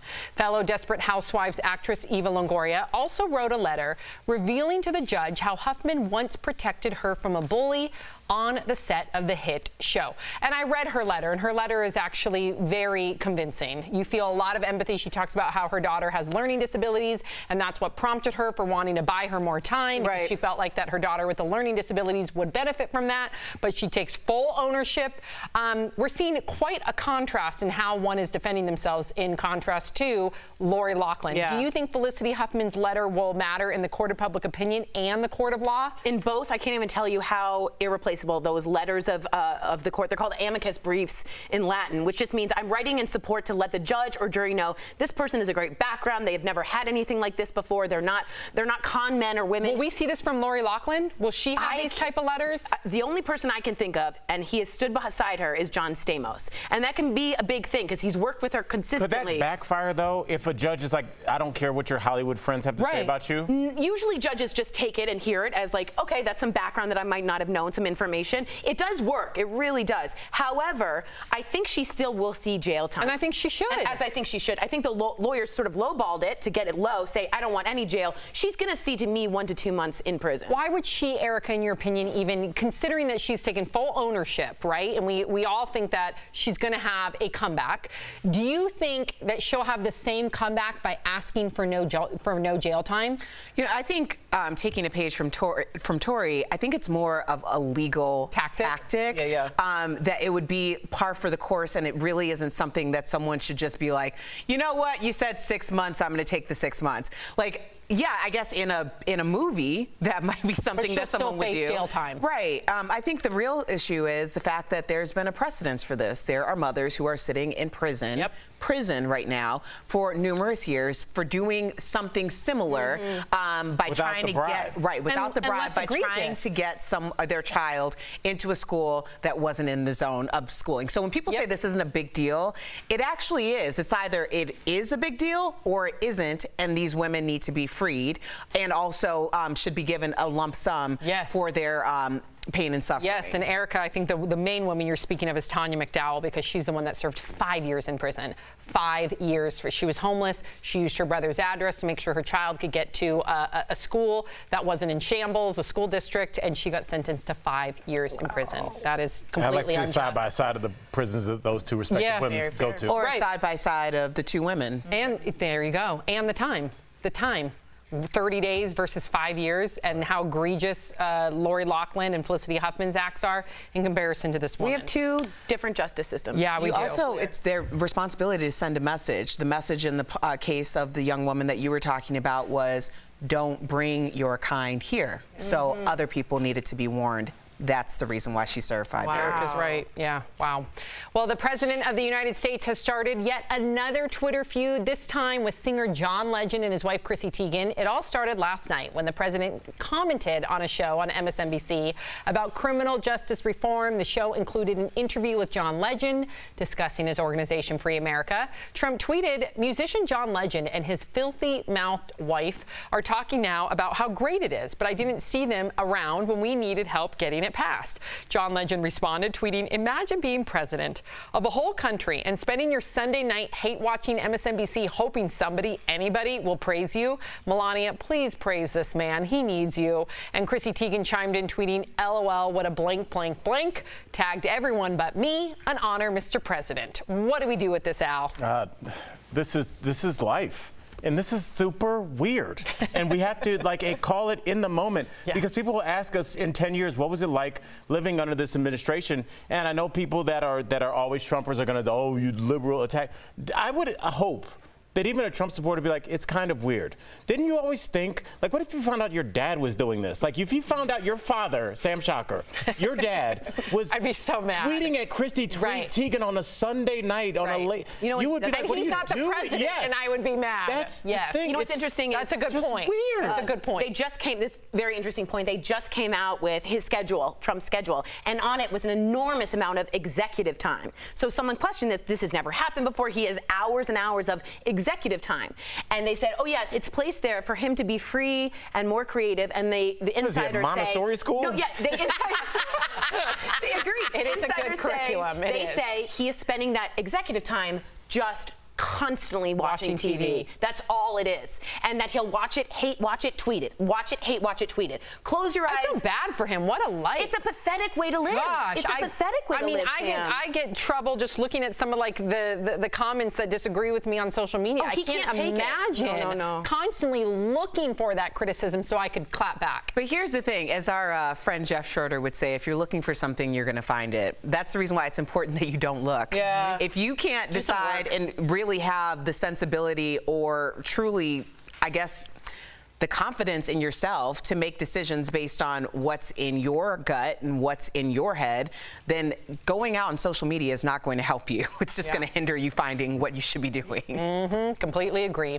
Well, imagine waking up to find an extra $120,000 in your bank account. That's exactly what happened to this couple. The money was accidentally transferred into their account due to a bank error. The couple reportedly decided to go on a shopping spree. They bought an SUV, a camper, a car trailer, 2 four-wheelers. They also paid some bills, spent money on car repairs, cash purchases, and even gave a friend $15 grand. The couple is now facing 3 felony charges of theft and receiving stolen property. I feel bad for them because I feel like they thought, okay, this is a bank error, and I'm going to take advantage of it. I want to ask this to you, Tori. I know that ignorance of the law is no excuse to break it. But what if you just say, hey, I thought he was, obviously it's a lie, but if I was like, oh, I thought Tori just sent that to me. I don't know. Maybe she hid an extra key. I thought I had an inheritance. How can it be illegal for you to not know something? But if you're like, I thought the tax cuts from Trump. Right.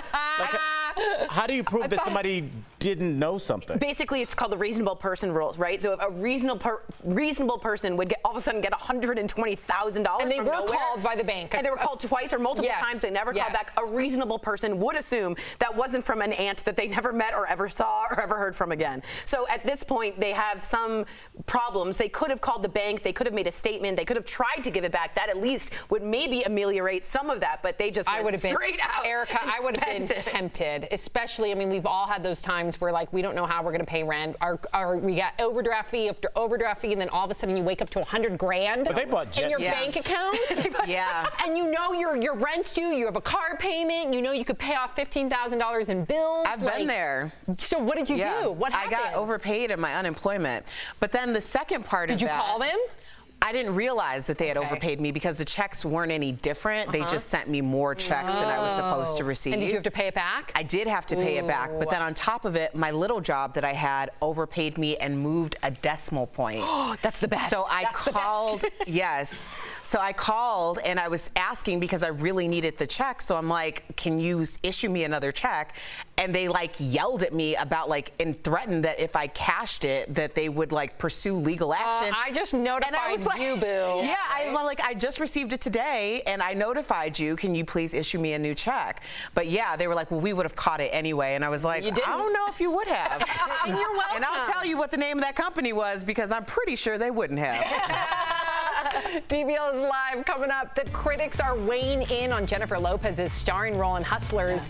Are they fans or haters? Then Tori goes one-on-one with American Idol winner Jordan Sparks. Does the singer keep up with the new Idol reboot? Find out in DBL Spotlight. And you, the viewer, are our 5th host. Over the weekend, President Trump canceled a secret meeting with Taliban leaders on U.S. soil. But should those terrorists even be allowed in America in the first place, especially so close to the 9/11 anniversary? Your comments next.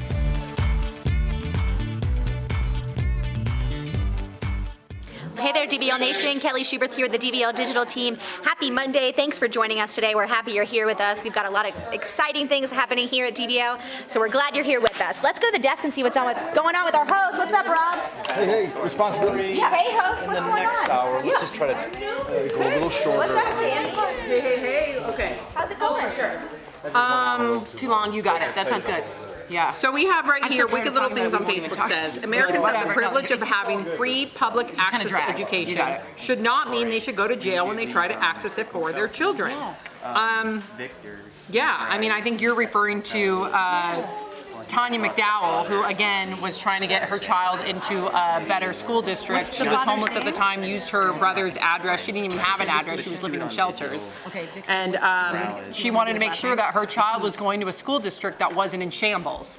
So you can fully understand, I would have done the same exact thing. And this woman had to go to prison. She served. She's released now, but this was back in 2011. She served 5 years in prison. Now, this is a woman of color. Erica brought up that point. You look at that in contrast to what Felicity Huffman is facing, what Lori Loughlin is facing, and you see some grave, stark contrasts there. Yeah, I think, you know, when it really comes down to it, there's a lot of like power dynamics here. One, you're talking about the fact that this is a person of means versus a person without means. So more than likely what ended up happening was she got caught sending her son, right? It was her son to school. Got a public defender who has a very high caseload. Probably took a plea. She did take a plea. Yeah, she took a plea because they don't have the resources, whereas Felicity Huffman has all the resources to really mount a credible counsel, which is no offense to public defenders out there, but you guys are overworked, and as a result, you end up with a mom who's stuck in jail for 5 years for trying to get her son a better life. How does that benefit the child and her? But how does it benefit the child? Really? I guess the child lived with her mother, thank God, but I mean...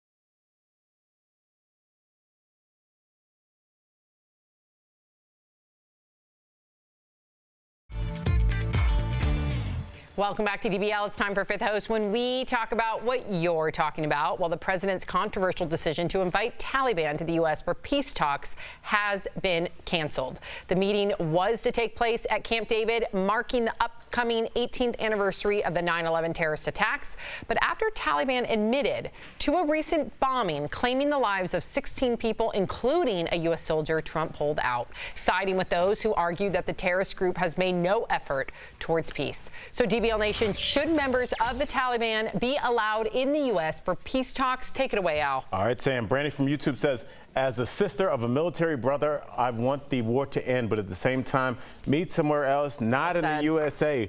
Brandy, nailed it. Yeah. I mean, I think everybody's thinking. I'm glad the president actually did pull back on this, whether it's from his own accord or from he took somebody else's advice. This would have been a very bad look. The meetings can take place anywhere. To happen this close to 9/11 on U.S. soil, it's egregious, and I'm glad it didn't happen. Peter from Facebook says, could there ever be peace and trust with the Taliban? Peter, you know, I appreciate you writing in. That is always my first question. I think one thing that I could say about Trump is he has a tendency to bring people in who don't have his back and people who have been egregious in terms of the offenses to his face. I think that's something that is a flaw in a lot of respects, especially when we're in a nation that has bans and are talking about building walls, but we're going to welcome the Taliban in on U.S. soil. It just doesn't jive with me. Stephen from Facebook says, invite them here, take them into custody, and then burn them at the stake on the World Trade Center grounds. Look, we have a lot of anger, and we all get it. The Taliban, Al-Qaeda, which did 9/11, basically, I get it. We also don't negotiate with terrorists in the United States, and that's Republican and Democrat alike. So I just want to say, find a neutral place if you want to talk, but just know Trump went after a lot of people for saying that they would discuss. It's a great idea. It actually does sometimes work, but he's getting played by Kim Jong-un, in my opinion, who's only building his arsenal, by Putin, who's also getting stronger. I don't want to see our president get played again. All right, and Holly from Facebook says the Taliban should have never been invited to this country, especially coming up on the anniversary of 9/11. I agree. I actually love the idea of peace talks, especially when we have 5,000 soldiers in Afghanistan who I'm sure want to be home with their families. But to have it at Camp David, you have to remember that after 9/11 in 2001, Camp David is where the president sought refuge to figure out what we were going to do in regard to combating those attacks. And so it was such a solace place at the time, and to treat it now by inviting them back in the very room on U.S. soil, it to me is absolutely blasphemous. I can't even make sense of it. Yeah. Can't make sense of it. Why not do it with the UN? find a neutral territory, as you said. There's so many other options. It just doesn't make sense. Yeah. But thank you for writing in, DBL Nation. As always, we love hearing from you. Coming up on DBL, actress Selma Blair's latest Instagram post is causing a huge buzz. Not everyone's a fan. We'll show you the post that has people talking, but first, why our interview with Jordin Sparks could save your life. You won't want to miss this one. Coming up next.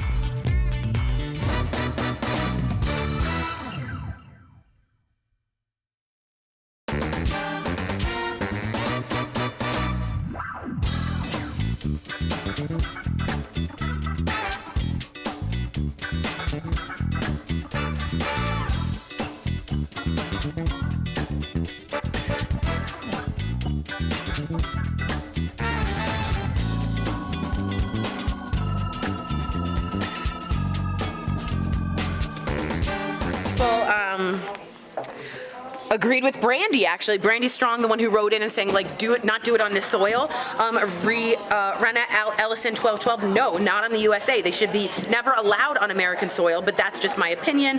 A lot of you saying bring them and then nuke them. I assume those are jokes. Linda B says, I do not believe the Taliban would honor any talks, and with this president, it would be ridiculous. I do think it's interesting. Let's just ask this. Would you guys be okay with Trump if he had decided to do it in a neutral territory? And also, he hadn't done it on the anniversary of 9/11, which we can all agree probably isn't the best timing. So if he had said, I'm going to do talks with the Taliban, I'm going to do it at the UN, I'm going to do it in January for the next year, would you guys be okay with that?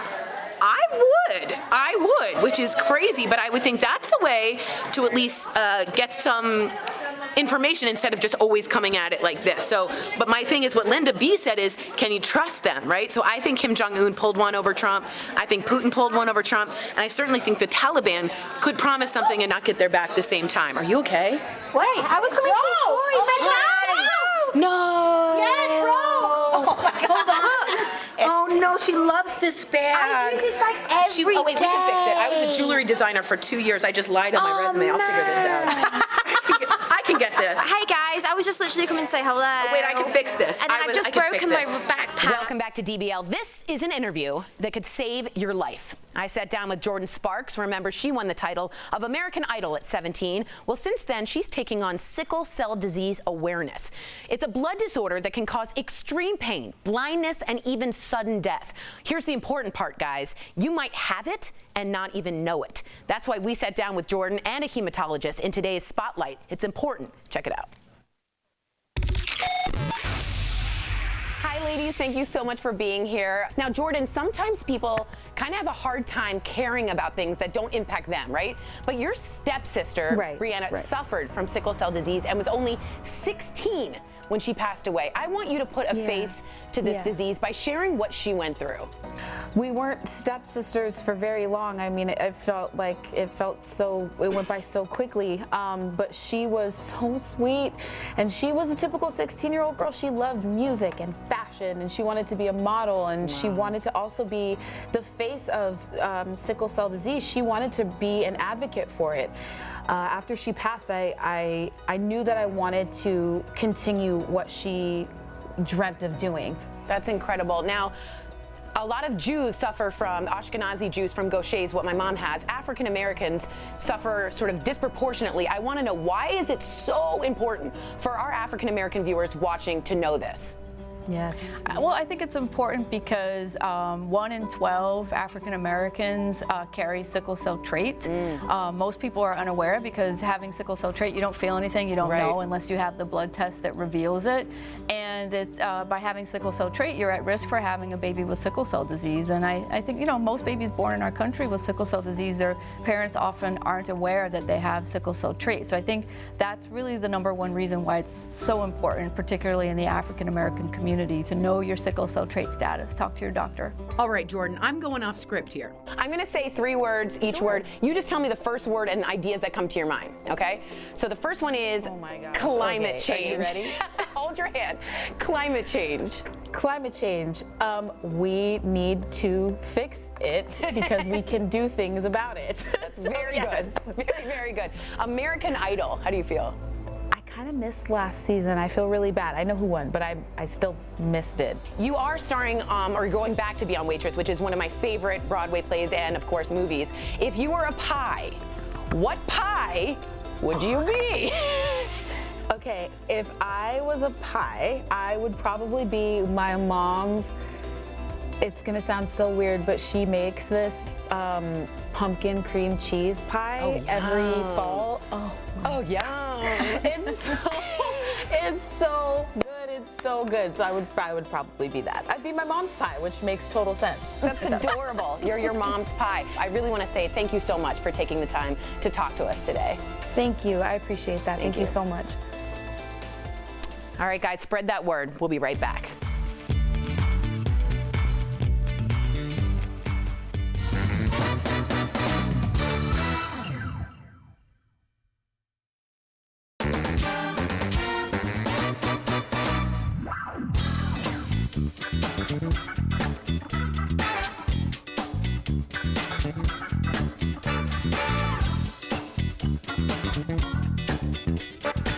I just wanted to bring up, we just watched Jordan Sparks talk about sickle cell disease. Again, 1 in 12 African Americans will have it. You might not even know it, so get yourself tested. And we wanted to do a shout out. This is Joel. He's an amazing graphic designer here on the show. And we want to do a shout out. Go ahead, Joel.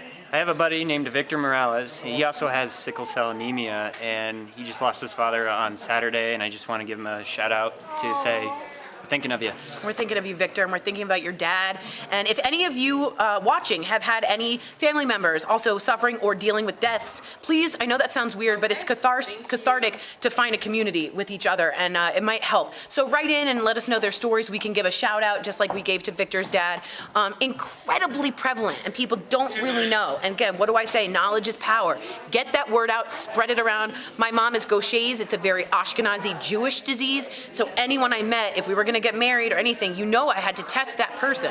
So testing can help save lives, and it can give you more information. So to Victor and his father, all of our love, and we're sending you light and love from the DBL studios. Yeah, he's one of the very few that is Mexican Americans that actually has sickle cell anemia. So it's not just African Americans. That's right. That's good to know. So yeah, it's always good to know what you have. Exactly. So spread the word, spread the interview if you can, and let us know if you have anyone you want us to shout out, just like Victor Morales' dad. All right, thanks, guys. Bye. Thank you.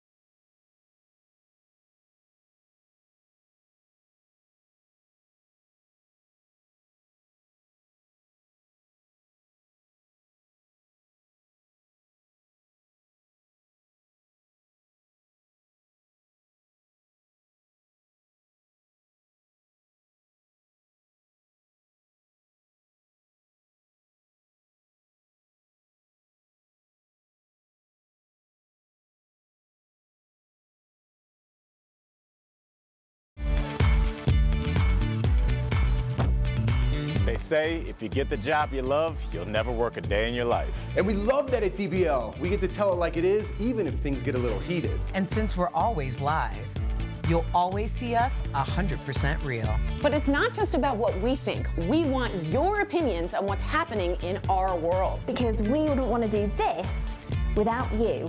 So come on in and join the conversation. And we guarantee on DBL, we're never going to hold back. Because we talk about what you're talking about. 3, 2.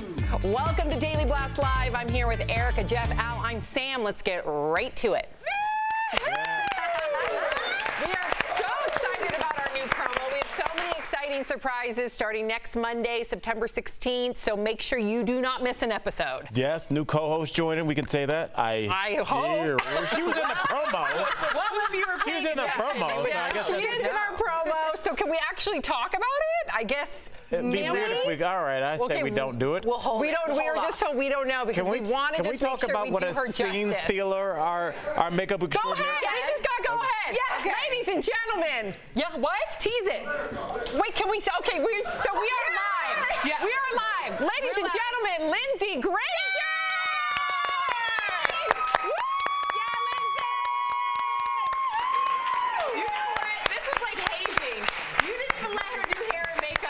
Completely bombarded her.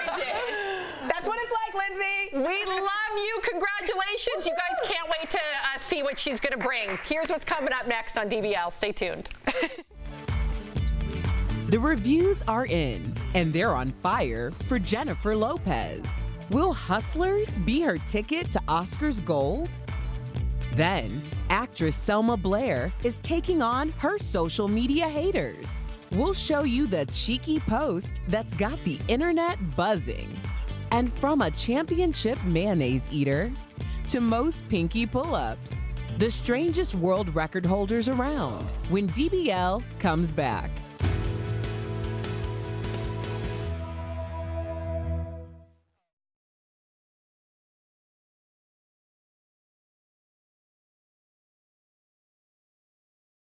What's going on? We want to give a shout out. Today is we need a shout out moment. So come up with something like that. Michael Loveland says 2 palliative care losses this week. My friend Parker in Ireland lost his mom. My buddy Todd in Sugar Land, Texas lost his sister-in-law. They both failed with chemotherapy. So a big shout out to Michael and also to your friend Parker and Todd. We're sending light and love. We were talking really earlier. Joel, our graphic designer's friend who has sickle cell, lost his father. So again, if you guys all need a shout out or want to make a moment, just write me and let me know because a lot of caregivers are watching right now, and I'm very, very aware of that. I was a caregiver. My sister's a caregiver. It is incredibly important to support each other, to bring each other up, to be there for each other, and acknowledge each other. I appreciate you, caregivers. I see you. You're doing an amazing job. Know that. Believe that. Feel that. I'm giving you all my energy because it's not easy, and I trust and love that you guys are hearing me and understanding how much appreciation is there for you guys. Everyone's freaking out about Lindsay. We're so excited. Lindsay, you want to come here? Lindsay. She so wasn't ready for this. I wasn't ready. She was like, wait, what the hell? I want my sneakers. They're all writing about you. Honestly, best news ever, and there she is. All right, nice promo. Looking forward to Lindsay joining the panel. Best news ever. Best news ever. So anyone who felt like their voice wasn't heard, listen, I'm right here for you. That's it. So write us in and let me know questions or anything you want to know about Lindsay, because she's about to be part of the DBL family. I'm hanging out. Yeah, you are.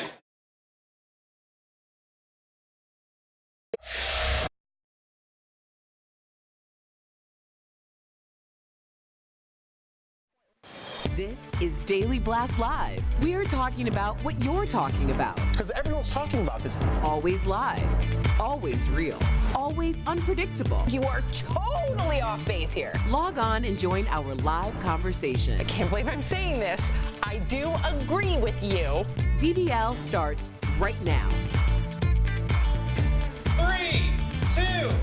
Welcome to DBL. We are live, so let's get to it. Well, actress Selma Blair is exposing it all. She posted this picture to Instagram, showing off her bare bottom and bald head with a strategically placed purse in front. She finished chemotherapy in July for multiple sclerosis. Fans were quick to comment. One person said, I don't get it, but that's just me. It's a tough disease, but never lose your dignity, Selma. I get the shock factor, though. Another agrees, saying, please put some pants on. You're making it so creepy for people with MS. I understand being strong, but that's just creepy. Well, Selma responded. She says, I think it's a vulnerable, humorous odd and interesting fashion shot, and I couldn't agree with her more. There's thought behind this. There is, and I just wrote something down in the last couple minutes because I realized when your body goes through MS, she doesn't have control over it, right? It twitches, it shakes, she can't speak correctly. This is a way of taking control and ownership of your body, right? This is, I want to do it my way, I want to make it my way, and no doctor, no needle, no chemo is going to get in there. This is my representation. And that is an artistic triumph for someone going through a horrible, horrible disease. So that showing her body there, I think, has a deeper message. I really do. I agree. And I will say, Erica, a lot of people did applaud her. They did. But it didn't hold people back from also saying some pretty vicious things. Oh yeah, which on goes to show you, right? Which goes to show you what on she's social going media, through? even though she's fighting a debilitating disease, it still doesn't exempt Fair her game, from public rebuke, which goes to show the rest of us don't care about it. Because really, this is a woman who has gone through a whole lot, and she's done it in order to be a part of this Hollywood scene, and she's made concessions, and now she stopped conceding. And when a woman has stopped conceding to what you think, what your mama thinks, what your daddy thinks, she don't care, that is a dangerous woman in all the great ways. In all the great ways. Well said. Well, it's not even out yet, but critics are calling Hustlers the best movie of the year. It's about a group of strippers who scam Wall Street men out of money during the 2008 recession. People are even calling Jennifer Lopez's performance Oscar-worthy, but not everyone is loving her. Protesters called J.Lo out for wearing fur, even though she wasn't wearing any while she walked the red carpet at the premiere. It was more about her wearing fur in the movie. Watch. Shame on you, J.Lo, for wearing fur! Shame on Jennifer Lopez for wearing fur! Stop wearing fur, Jennifer Lopez! Stop wearing fox fur! I'm just going to jump in here, but just because when we first started the show, because I know, Sam, obviously you're a huge advocate for animal rights, and I mess with everybody about everything, but I don't do that with you because I know how passionate you are, and I don't ever want to even poke fun, even though we're friends, at something you take so passionately. So I feel like you have the same passion for animals as that man yelling, but you choose to communicate a different way. What have you learned that makes you not show up and yell at people, but maybe go about advocacy another way? That's interesting.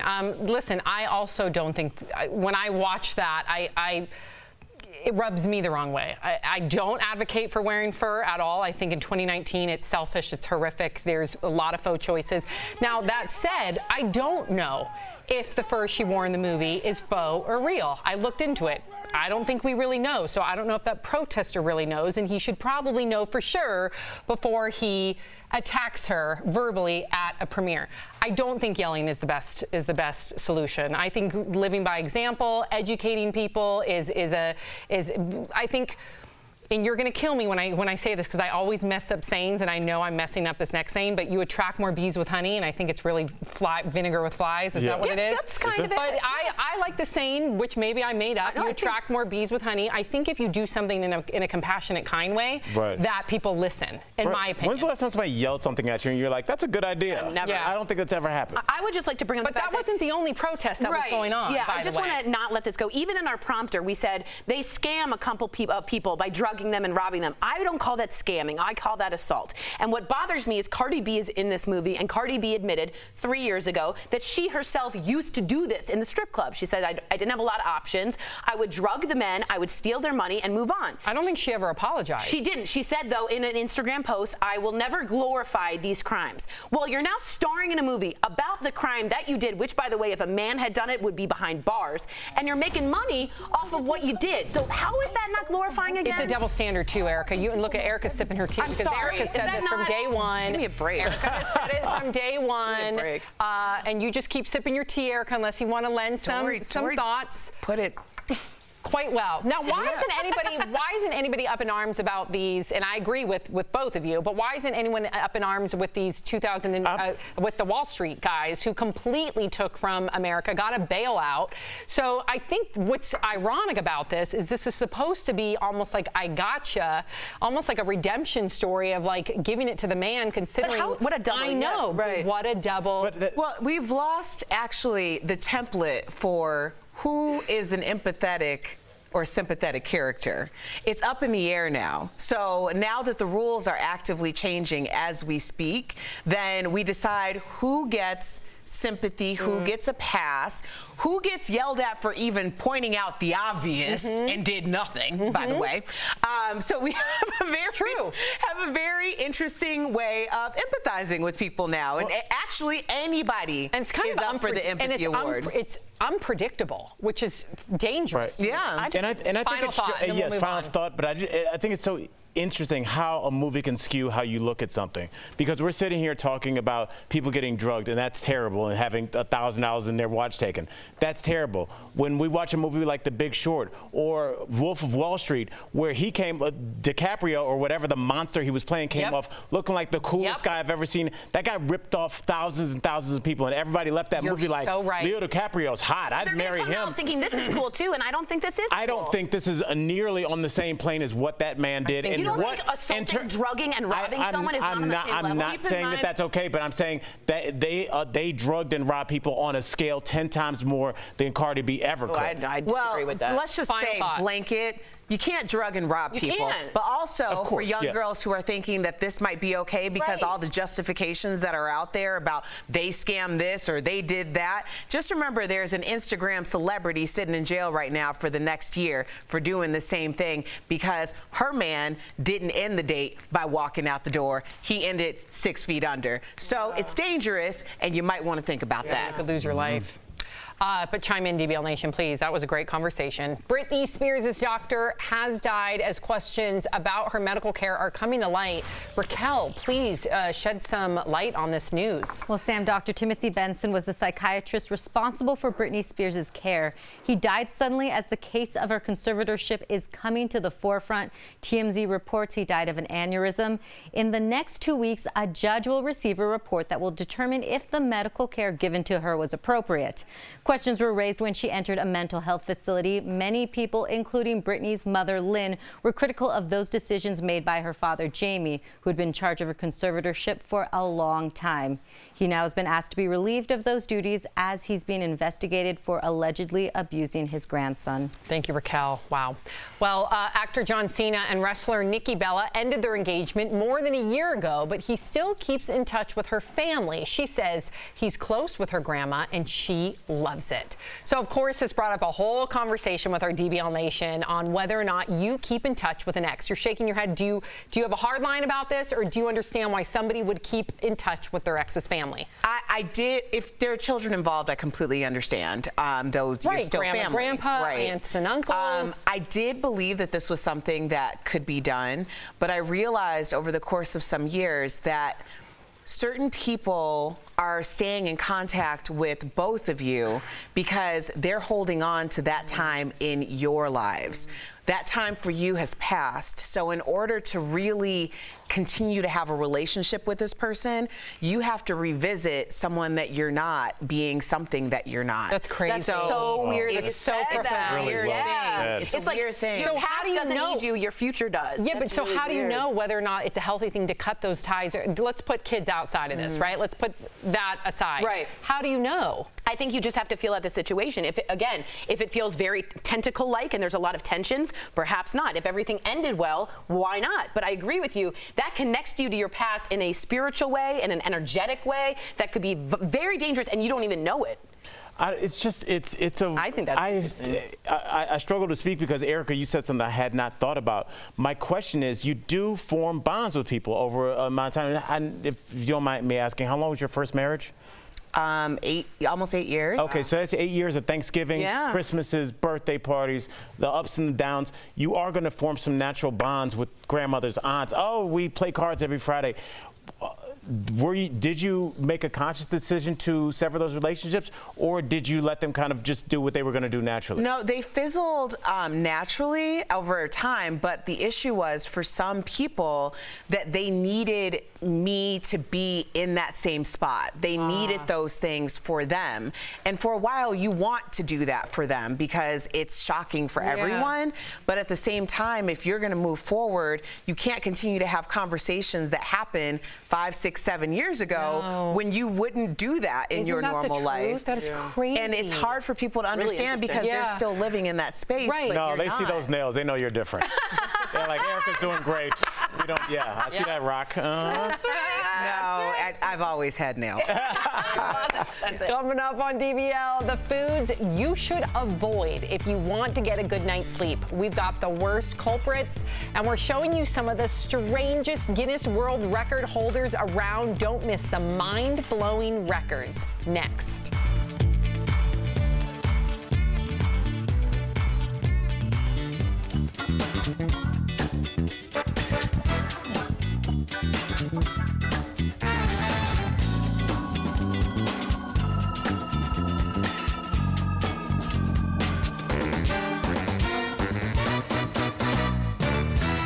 Remiss, I didn't know that one of our favorite viewers, One Arnup Ron, as we know him, is going through some chemo right now. And I was just giving shout outs to people with sickle cell. Ron, we believe in you, we see you, we appreciate you, we need your comments. From you in a while. And we want to see how you're doing. He said he's a little sore today. Yeah. He's up and walking, but a little sore. Write us in and maybe help us go through the whole process.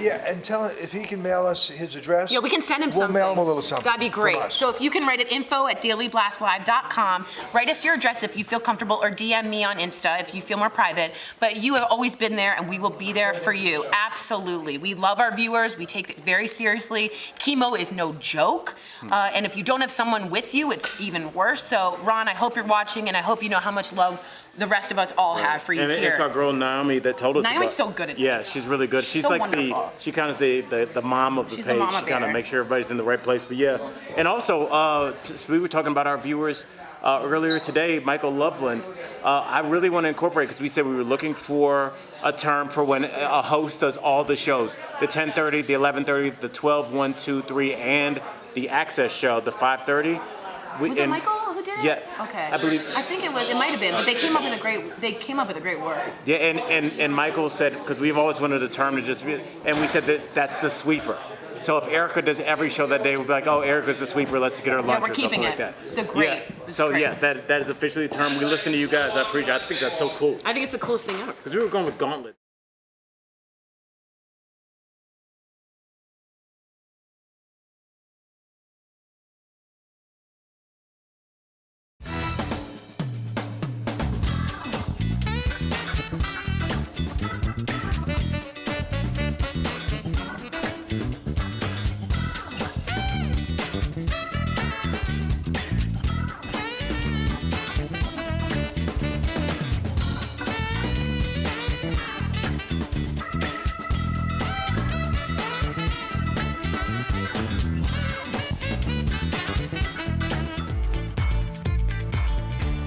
Welcome back to DBL. The unusual stars of the 2020 Guinness World Record book were just revealed. They include the longest hair on a teenager and most mayonnaise eaten in 3 minutes. And heads up, these videos we're about to show you are bizarre. And gross. So, I know, Erica, here we go. Let's start with the mayonnaise eating record. Shockingly, the record belongs to a 112-pound American woman. She ate 3.5 jars of mayo in 3 minutes. That's 5 pounds consumed during a typical commercial break. Erica can barely watch. She's got goose Al eyes. is fine because Al used to host the Guinness Book of World Records show called Amazing. Officially Amazing. Officially so Amazing. I think we might have some pictures as well, but yeah, I've seen, first of all, I look at these records and I know they seem hard for people to watch, but like people work really hard to break these records. Dude. But it's very emotional. Yeah. Look at the woman you'd be next to her surprised. counting. She's like, this is the grossest thing I've ever seen. I The guarantee timer. you. Did you ever lose your stomach? No, there was one record where this guy had the most amount of tarantulas that he could keep in his mouth at once, and I almost passed out. That was a rough one. All right. That was a rough one. Next up, the most candles extinguished by a nunchuck in 1 minute. A man from China holds this record for extinguishing 52 candles in 60 seconds. Talk about grace under fire. That's really cool. How did he even think to do this, though? Like, where do they come up with these ideas, Al? As soon as you make a record, somebody wants to break it. There's probably like 5 or 6 guys that hold probably over 20, 25 records. Whoa. And they all kind of go back and forth with each other. They'll be like, oh, I heard Erica broke the record in Italy. Okay, I'm going to work all summer and try and... They all kind of trying to one-up each other. It's a very interesting, weird community. Interesting. A 16-year-old girl from India is the world record holder. Look how long her hair is for longest hair on a teen. Her hair is 5 feet 7 inches long, literally taller than she is. She says it takes her about an hour and a half to dry all the way through. That's not even that long, considering when you get like long to blow dry your hair. Right. Like, I would think it would have taken her a lot longer than an hour and a half. Yeah, we're looking at about $2,700 in wholesale bundles for, I'm assuming hair that's extensions? virgin. Yeah, that's virgin hair. Whoa, so she can make some moves. Yeah, she could do custom, and then it would be like tens of thousands. What? Yeah. Erica, tell her. People love their wigs, honey. Yes. Okay, and this one is going to blow your mind. Pull-ups are already impressive, but tell that to a man from Italy who did 36 pinky pull-ups. You guys, pull-ups using only your pinky. Al, that's insane. I mean, obviously he's also using his abs, but like it's really fake. It's really coming from his pinky. There's some that are just so physically taxing. My favorite one that I saw broke it, and like I almost got emotional because I was cheering so hard for the guy. This guy did. He spun a basketball while surfing for 30 seconds. I don't know why, but he did it in Daytona Beach. Was it a big wave or a small wave? He just stayed. He stayed up on the board going through waves. Yeah, but was it a big wave? With a wet basketball in his finger. Why? I don't know if the waves are big enough for you, Sam. I thought that'd be enough. Maybe just staying upright on the surfboard would be hard. If it was a big wave, that would really make a difference because then you drop in. Well, I'll let him know that you're unimpressed. That's such a cool job that you had for a while. You see a lot of cool stuff, and the people work really, really hard. I believe it. So, yeah. Good for them. It's their claim to fame. Yeah. Coming up on DBL, we've got a list of the foods that are preventing you from getting a good night's sleep. So what to avoid coming up next.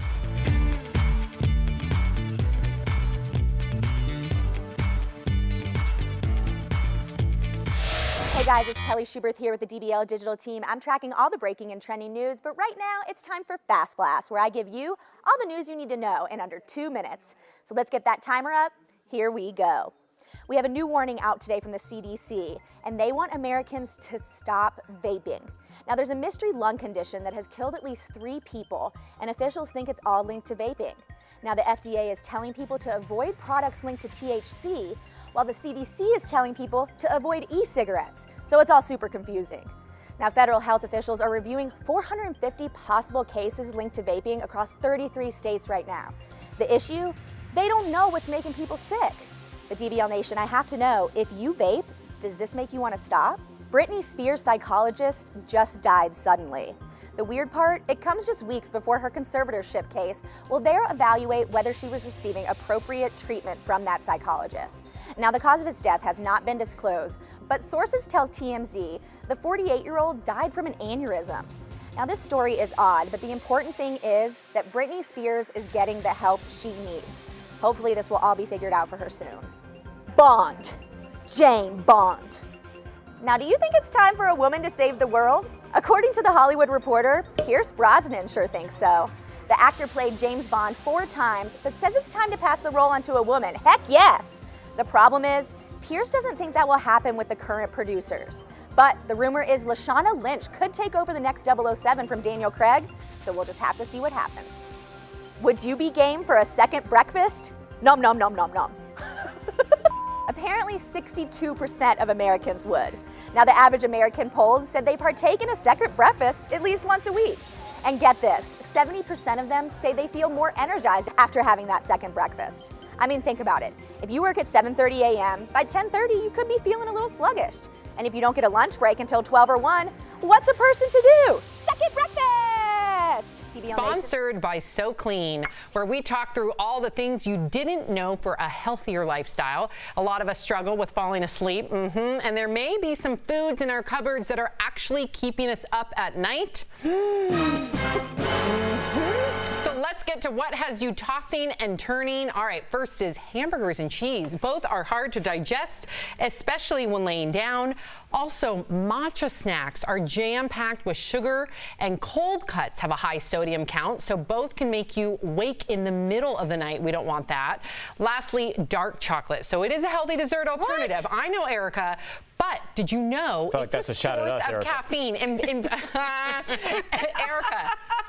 So dark chocolate, we just got it. I just got a little late to the party. I just keep Anthony up at night. This is getting good. We've like suddenly turned into Anthony's like, I can sleep just fine. Yeah, exactly. I don't even know where to go from there.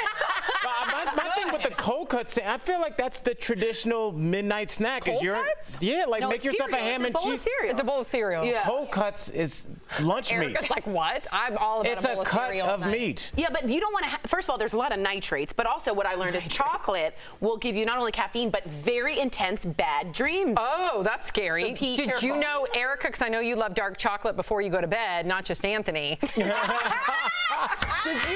that it's equal to a fourth a cup of coffee, girl? Ooh. I didn't know that. Yeah, so that's just a little bit. Let's say you had a half a bar. That's a cup of coffee. Yeah. Who And has I like would a little have a bit? half a Me bar. too. I'd have the full bar. Yeah, That's who two has cups okay, of I would coffee. have the full Me bar. too. Okay, maybe I have 2 bars. Because you know it's dark chocolate and it's healthy. It's supposed to be good for you. I know. Do you guys even bother looking at serving size? Like I looked, No. those Welch's fruit snacks have a serving size. I'm like what? The size is the bag and whatever. How many Yeah. bags are left in the box? Right. That's the serving size. Yeah. Yeah, I'm not gonna stop I and know. put it away. That's so No, weird. that is weird. Oh, once I it's know. open, it's going down. Yeah, it's going down. You gotta get rid of it. It's a challenge. We'll be right back. Oh boy. And for more ways to rest easy, call So Clean at 1-800-619-4147.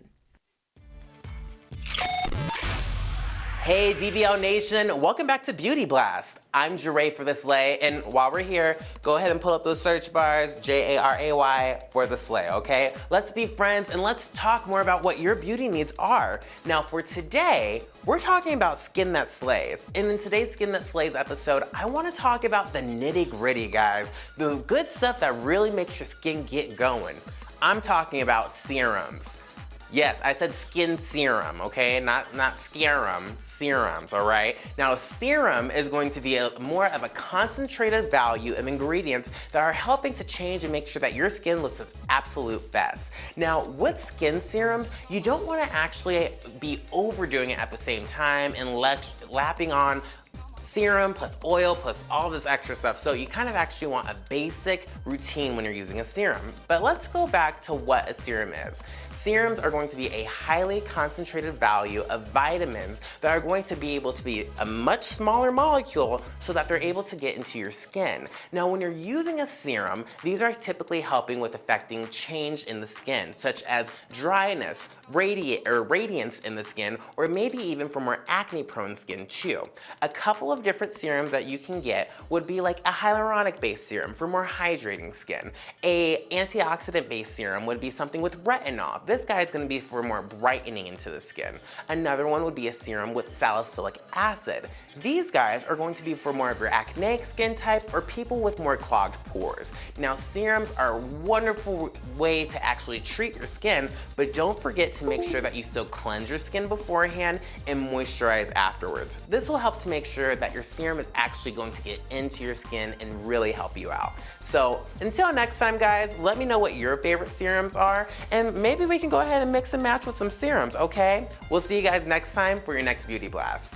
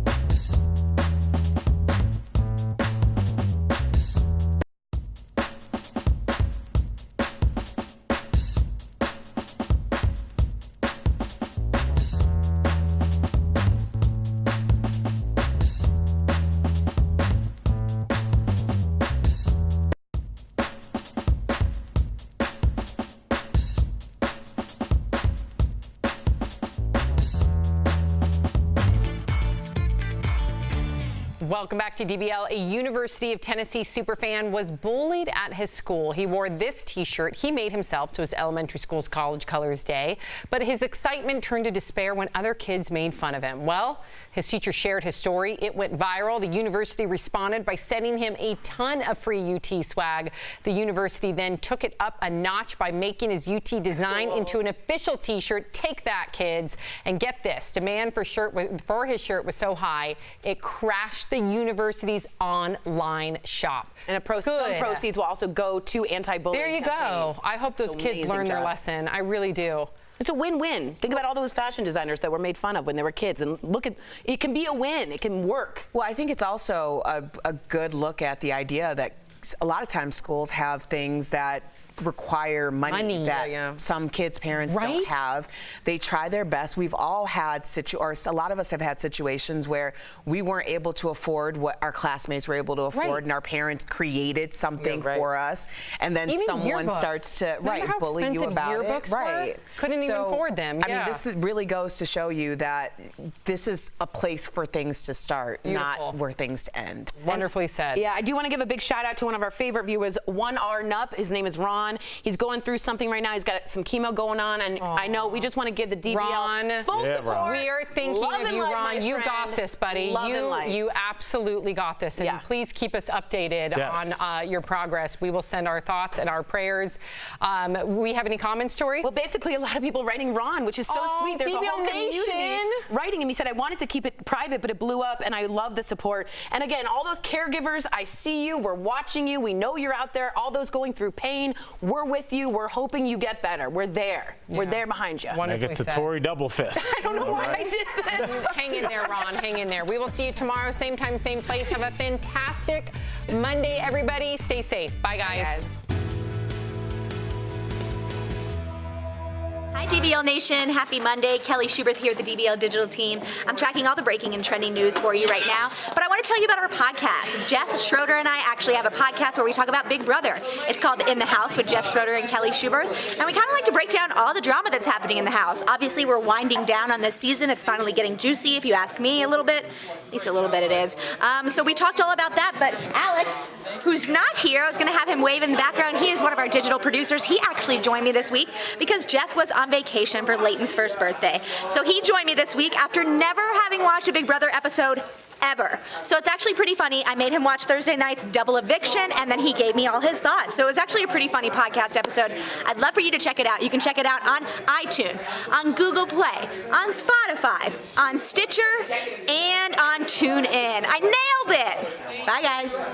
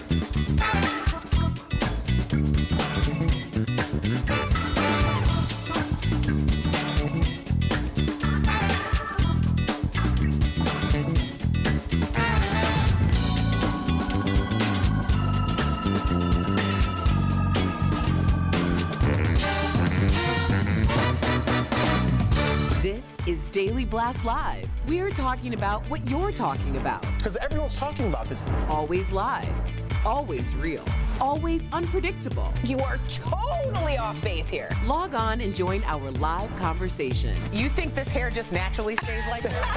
DBL starts right now. 3, 2.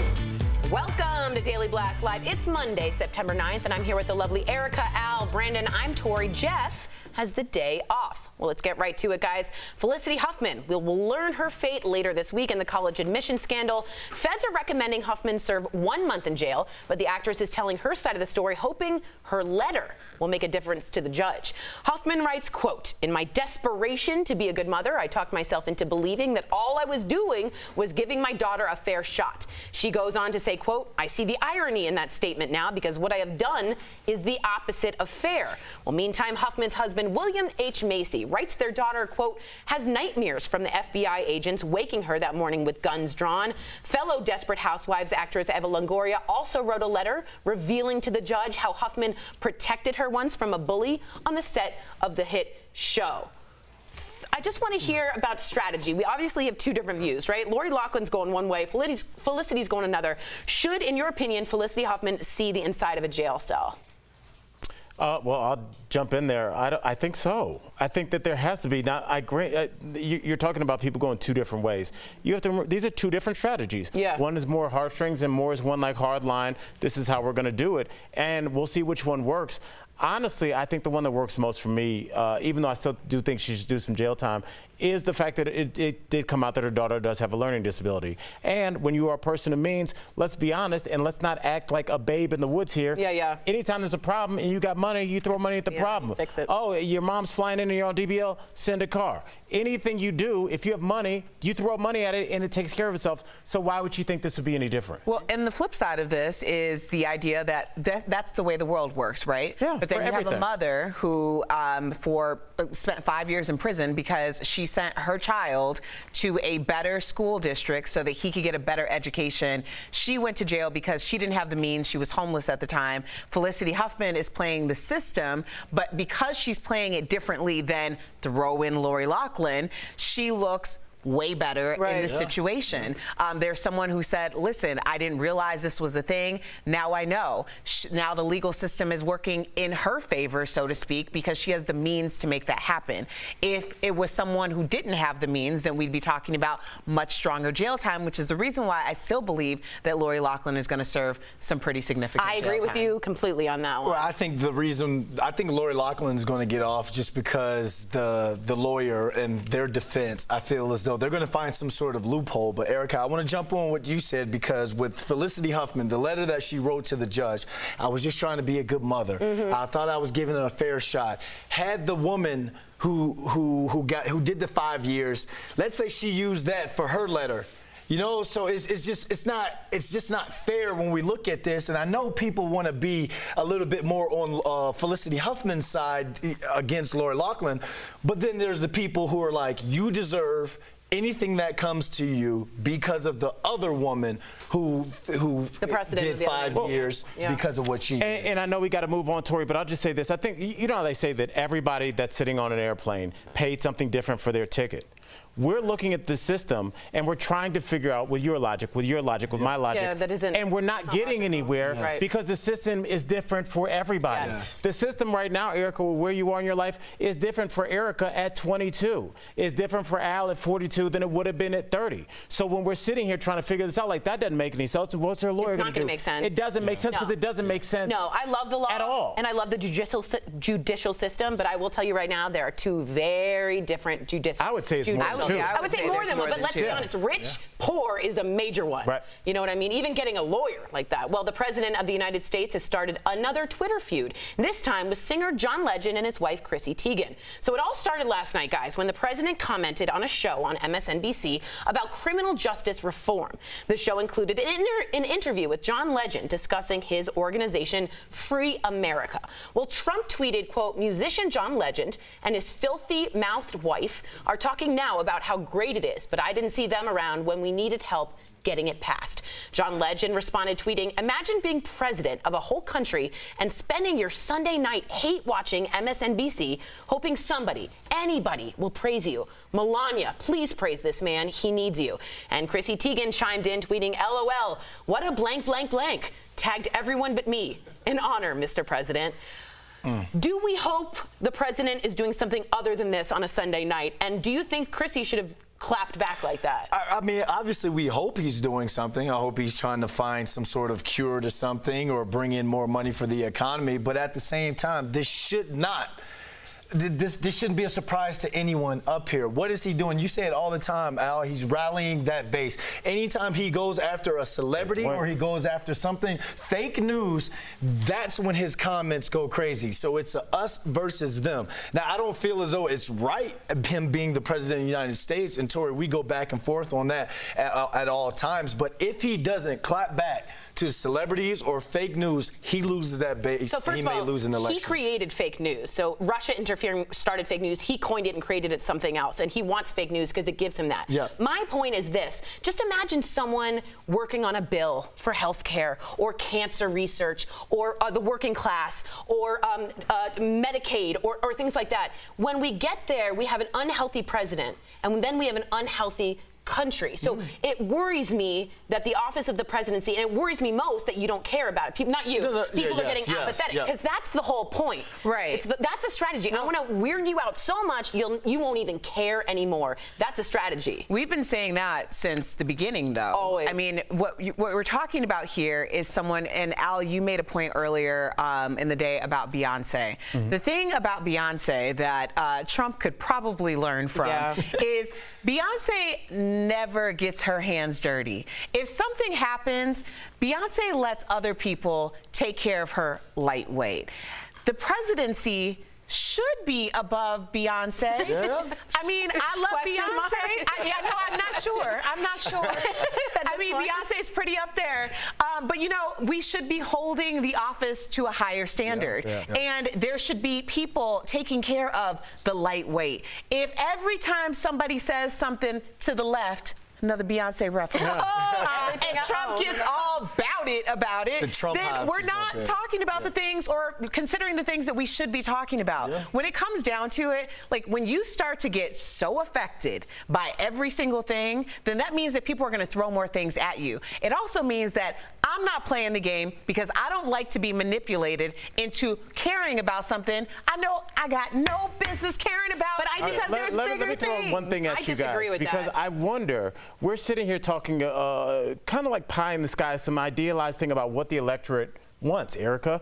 When people start talking about policy, health care, Medicaid, people shrug their shoulders and walk away like they just looked at a painting they didn't understand. Not when you need Medicaid, though. I would disagree. When you need health insurance, you care a lot about health until you insurance. vote against your own interests. Right. I understand but what rallies his base? This. Right. When you talk, when Elizabeth Warren says, I have a policy for this, I have a policy for this, people don't flood arenas to hear that, but they do hear, when they hear him clap at Rosie O'Donnell, they love that. I know. It's like, look. It works. I get it. It sells. Works. But guess what? Linda B just writes in, please let's stop discussing the tweets. No, I will never normalize this. I know he wants to make me triggered. I'm not triggered. I'm just going to challenge him every single time. But you know what that does? It takes you off of your game. Now, how far have you advanced challenging it every single time? You think you really need to challenge that Chrissy Teigen tweet? Yeah, because if we don't, it becomes normalized. And so it's okay what did you? for everybody. How did you advance yourself today by doing that? I stood up and was a patriot, and I challenged the president to do better. Yourself? I was a better patriot today. And she also got a yellow belt in karate. There's only so much energy, and I really do think that the way that a lot of people advance themselves is by stunting you, getting you to stunt yourself. That's the reason why I'm not about it. You never have. But if I go apathetic, I'm going to never, then we're just saying okay. And but I won't let that. That's not apathy. I think that you have so many other ways to advance a cause, to talk about things that really matter, to get dirty. You don't have to, you're too smart for that. Yes. I think, to me, I will never normalize it. I will always bring it up. I will always challenge it because I don't think it's right for the office of the presidency, but I do hear you. Yeah. We're going to talk about this in the break. DBL is live, and coming up, the critics are weighing in on J-Lo's starring role in Hustlers. Are they fans or haters? Then I go one-on-one with American Idol winner Jordan Sparks. Does the singer keep up with the new Idol reboot? Ooh, find out in DBL Spotlight. And you guys, you guys are the viewers. You're our fifth host. Over the weekend, Trump canceled a secret meeting with Taliban leaders on U.S. soil. But should those terrorists even be allowed in America in the first place, especially so close to the 9/11 anniversary? Your comments coming up next.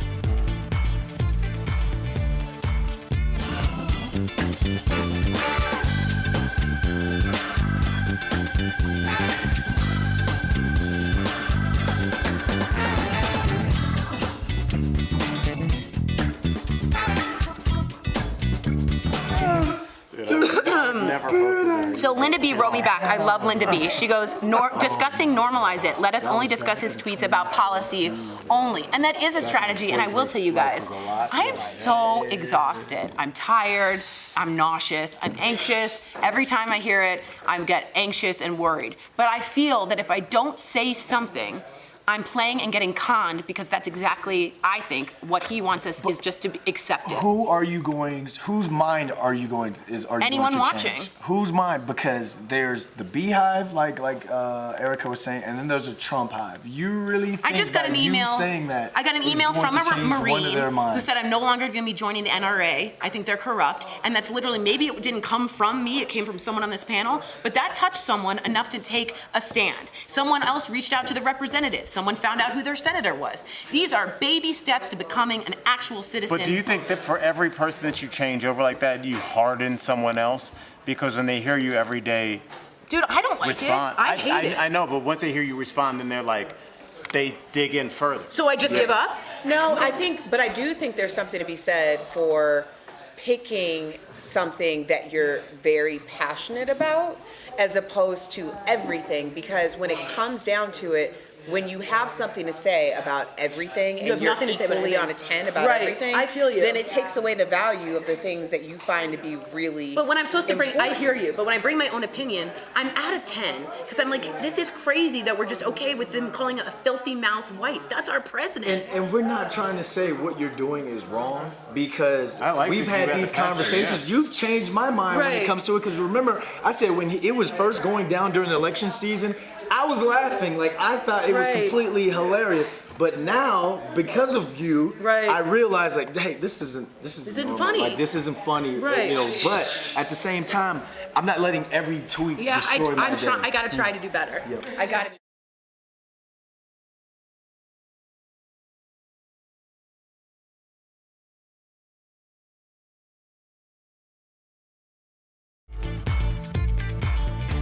Welcome back to DBL. It's time for Fifth Host when we talk about what you're talking about.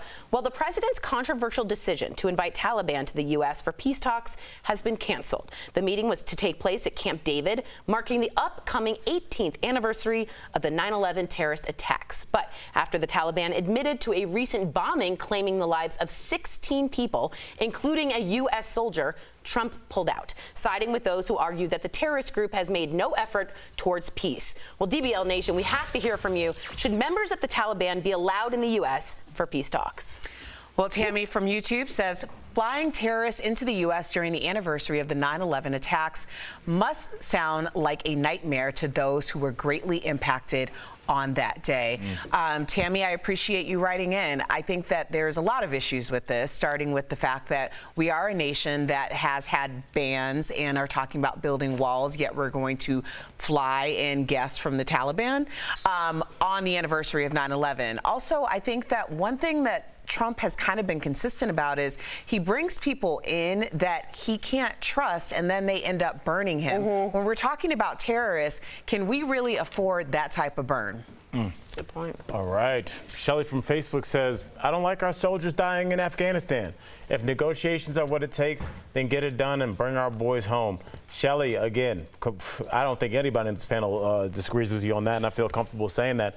I think what we are talking about is when and where these discussions take place and with whom they take place. Obviously, seeing that there was a bombing in which 16 people lost their life, I don't know if they're deserving of a peace offering at this time. And I definitely don't think it should be at Camp David. But does that mean that we shouldn't bring our boys, our men and women home? Let's make sure we say that correctly. Then I'm all for that, and I think every American is. That's not a strong branch to go out on. No. But let's figure out how we do it, make sure we do it the right way, so we don't end up getting played. Absolutely. Josh from Facebook says, I don't think Trump should be negotiating with anyone, especially terrorists. We have the policy as Americans, we do not negotiate with terrorists, but I want our active and former military and also our first responders from 9/11 to please weigh in and talk about this, because with the New York football giants I work with, and I talk to the fans stands all the time, and we do a tailgate for the first responders. And just to hear the stories that they had to go through that day, I want to know how they feel about this, because, I mean, a lot of people lost their loved ones, you know, and even the military, you're losing your brothers, your sisters out there fighting the war. I understand we want to bring our troops home, but at the same time, this could be disrespecting a lot of people who had to run to the roar. Yeah, that's absolutely right. Tom from Facebook says, yes, of course, and make them fear they won't be able to leave. I don't know about capturing them, but yeah, I'm glad the president saw through this one. I'm glad this was a bad idea. Camp David is where the president went to console and regroup after 9/11. It's a sacred spot. If you're going to do this, Trump, which isn't a terrible idea, do it at the UN, do it at The Hague, do it in a neutral territory, do it in Switzerland. Just don't do it on U.S. soil on 9/11. That makes zero sense to me. Oh, Andre from Facebook says, no, I was like, mic drop. Let's go. Facebook says, shocking that Trump didn't go through with this bad idea to spite those of us with common sense.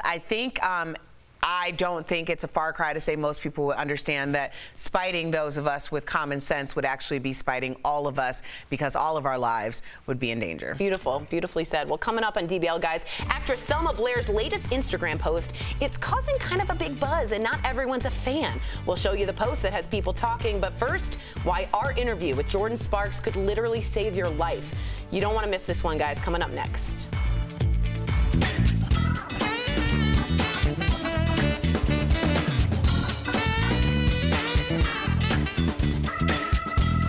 Feedback, and Linda B just wrote, good chat. The Masoko just wrote me, and the Masoko and I have very little in common, but we're really respectful. And he says this, or she, excuse me, there has to be a happy medium. I hate people who think they are smarter than me, yelling at my face at a 10. Either way, there needs to be a better approach. But then Lenny Flora says it's up to the intelligent minds to come together, to stand up, to make our voices loud. So it's this really, I do hear you guys, and I don't really, to be very honest, because that show behind the scenes is transparent, I don't like the feeling in me when I talk about it. I don't like the back pain. I don't like the tummy ache. I feel like I'm in a passenger in a drunk driver's car. And I feel like a lot of you feel that way. So I'm sort of trying to speak up for you. But I don't want to do that either. And I don't want to be at a 10. But I'm shocked every time. And I'm shocked because I think we can do better. So I keep going back and forth. But know that you're being heard. Your feedback is totally being heard. And I'm trying to figure out a way for myself, psychologically, to deal with it. Because it's hard to talk about it 5 times a day and to get that upset. But if I don't get that upset, I feel like I'm allowing him to just be normal with it. See, I guess my approach is different, because it's not that I'm apathetic. Right. I do try to make at least positive contributions to society. I try to think of things positive to say or constructive to say, but at the same time, I can't allow nonsense and chaos into my home. Right. I've built my home to be a sanctuary from what's happening in the world that I can't control, and I think that everyone needs a sanctuary in order to decompress and not think about things like that. Yeah. You have to buy that time to do that, because even if you have the most noble intentions, you are not going to be able to effectively bring positive change when you are creating sickness with that inside yourself. That's a good point. So I think there has to be balance. Of American Idol at 17. Well, since then, she's taking on sickle cell disease awareness. It's a blood disorder that can cause extreme pain, blindness, and even sudden death. Here's the important part, guys. You might have it and not even know it. That's why we sat down with Jordin and a hematologist in today's Spotlight. It's important. Check it out. Hi, ladies. Thank you so much for being here. Now, Jordin, sometimes people kind of have a hard time caring about things that don't impact them, right? But your stepsister, Brianna, suffered from sickle cell disease and was only 16 when she passed away. I want you to put a face to this disease by sharing what she went through. We weren't stepsisters for very long. I mean, it felt so, it went by so quickly. But she was so sweet, and she was a typical 16-year-old girl. She loved music and fashion, and she wanted to be a model, and she wanted to also be the face of sickle cell disease. She wanted to be an advocate for it. After she passed, I knew that I wanted to continue what she dreamt of doing. That's incredible. Now, a lot of Jews suffer from, Ashkenazi Jews from Gaucher is what my mom has. African Americans suffer sort of disproportionately. I want to know, why is it so important for our African American viewers watching to know this? Yes. Well, I think it's important because 1 in 12 African Americans carry sickle cell trait. Most people are unaware because having sickle cell trait, you don't feel anything, you don't know unless you have the blood test that reveals it. And by having sickle cell trait, you're at risk for having a baby with sickle cell disease. And I think, you know, most babies born in our country with sickle cell disease, their parents often aren't aware that they have sickle cell trait. So I think that's really the #1 reason why it's so important, particularly in the African American community, to know your sickle cell trait status. Talk to your doctor. All right, Jordan, I'm going off script here. I'm going to say 3 words, each word. You just tell me the first word and ideas that come to your mind, okay? So the first one is climate change. Are you ready? Hold your hand. Climate change. Climate change. We need to fix it because we can do things about it. That's very good. Very, very good. American Idol. How do you feel? I kind of missed last season. I feel really bad. I know who won, but I still missed it. You are starring, or going back to be on Waitress, which is one of my favorite Broadway plays and, of course, movies. If you were a pie, what pie would you be? Okay, if I was a pie, I would probably be my mom's. It's gonna sound so weird, but she makes this pumpkin cream cheese pie every fall. Oh, yum. It's so good. It's so good. So I would probably be that. I'd be my mom's pie, which makes total sense. That's adorable. You're your mom's pie. I really want to say thank you so much for taking the time to talk to us today. Thank you. I appreciate that. Thank you so much. All right, guys, spread that word. We'll be right back.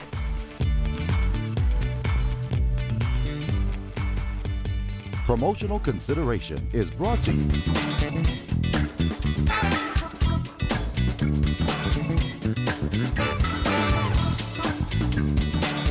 I have to pay some of you, like the Masoko and Barb and people who are writing in, that I need to pay you because it's like been a therapy session. Mostly Erica I have to pay. But I totally appreciate being honest. A lot of people writing in being like, yeah, I keep the anger to a minimum and it really helps me. And I think I'm right in the middle, to be honest, of a transition of trying to be a better host and a better human and a wife and a co-host and not let it come in. I'm from DC, so we're expected to argue and debate at every dinner table and have backed up information, but it doesn't feel good. It doesn't feel good inside me. I'm just being super honest, like emotionally and energetically, I hate it.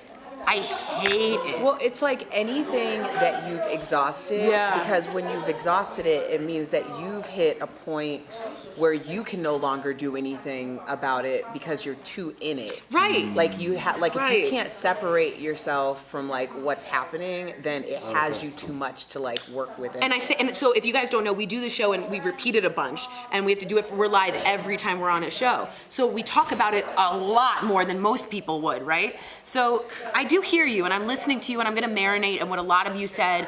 I do think that being too quiet as the person on the panel that has that voice would be detrimental. But becoming a 10 to like a 5? No. When you're here, like this is your job. I know. Like you have to. So you do it authentically and organically, but at the same time, like when you leave here, you need to leave. You need to like hard cut that. I know. It is hard. You're right. It's very difficult. Especially the days where we were talking about the Kavanaugh confirmation, and we're talking about just school shootings, and then you go out to eat with someone, and then like, oh, how's your day? What'd you guys talk about? And you just like sit there like, that's the I don't want to talk at all. Let's talk about unicorns or something. Like, I do not want to talk about work, and it affects your home life in a way. Because my husband and I want to talk politics, and I'm like, oh, I just spoke about it for 10 hours, and I don't want to talk about it anymore. And that's not fair to him, because as a wife, I'd like to have an interesting, intelligent conversation with him. That's why I married him. And so it's interesting to see. I'm not saying I'm not grateful, but you're right. There's got to be some protection and a white light that you put up to be like, you're not getting into my time. And I think about what my dad, who's a football coach, college football coach, he always says, like, that's the biggest like that's the biggest thing he has to overcome with his job. Taking it is home. not bringing that Man, loss it is home. hard. Not bringing one of his players just died or is I would say ineligible or that's something. for everybody. Yeah. My dad is the same problem as a Nurse, or lawyer. How does like a Anthony and I just had that conversation. It's like hospice, you know? Yeah. Because he's always like, anytime there's another person from DBL, it's like, we talk about DBL, talk about DBL. Yes. But then I was like, you've been doing that our whole relationship because so many of his friends worked with him. So you're just talking about the common denominator. It's not that you're talking about work. It's true.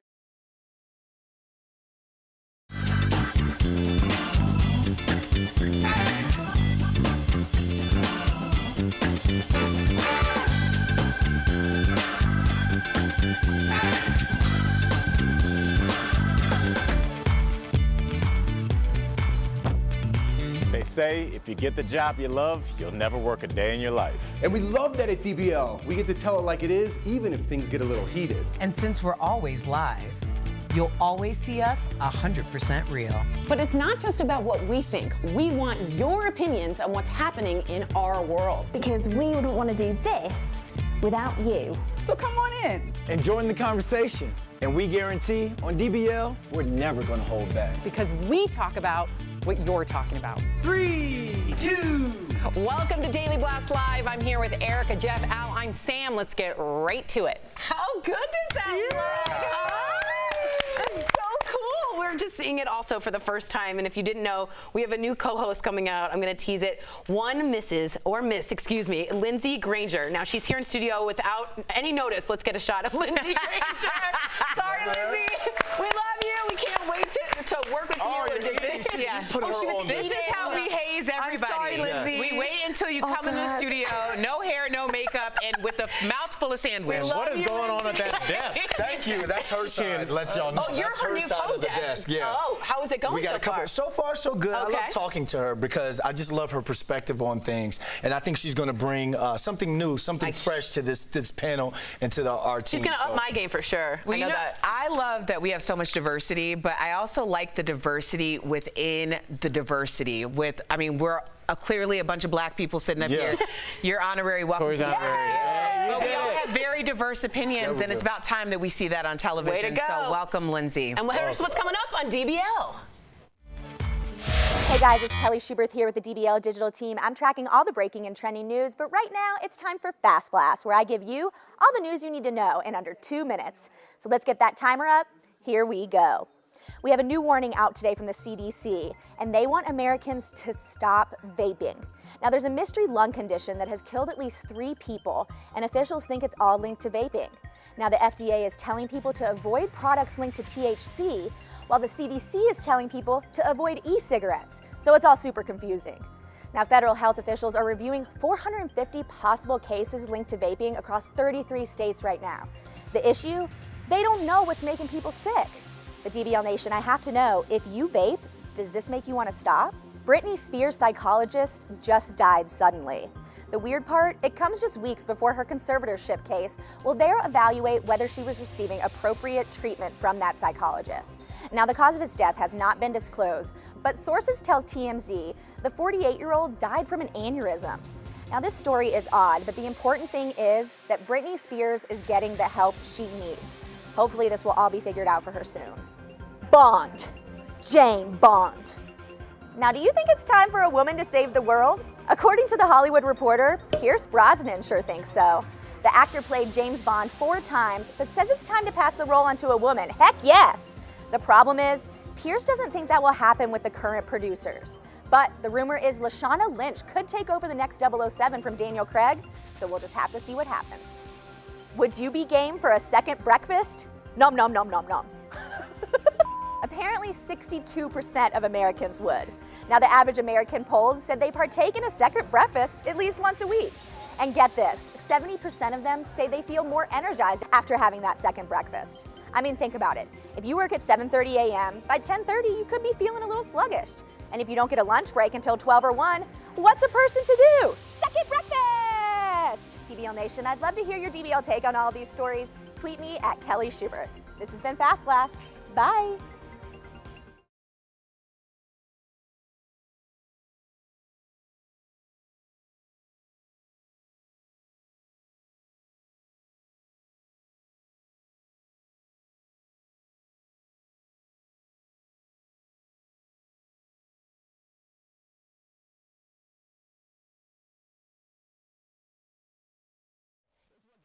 This is Daily Blast Live. We're talking about what you're talking about. Because everyone's talking about this. Always live, always real, always unpredictable. You are totally off base here. Log on and join our live conversation. You think this hair just naturally stays like this? DBL starts right now.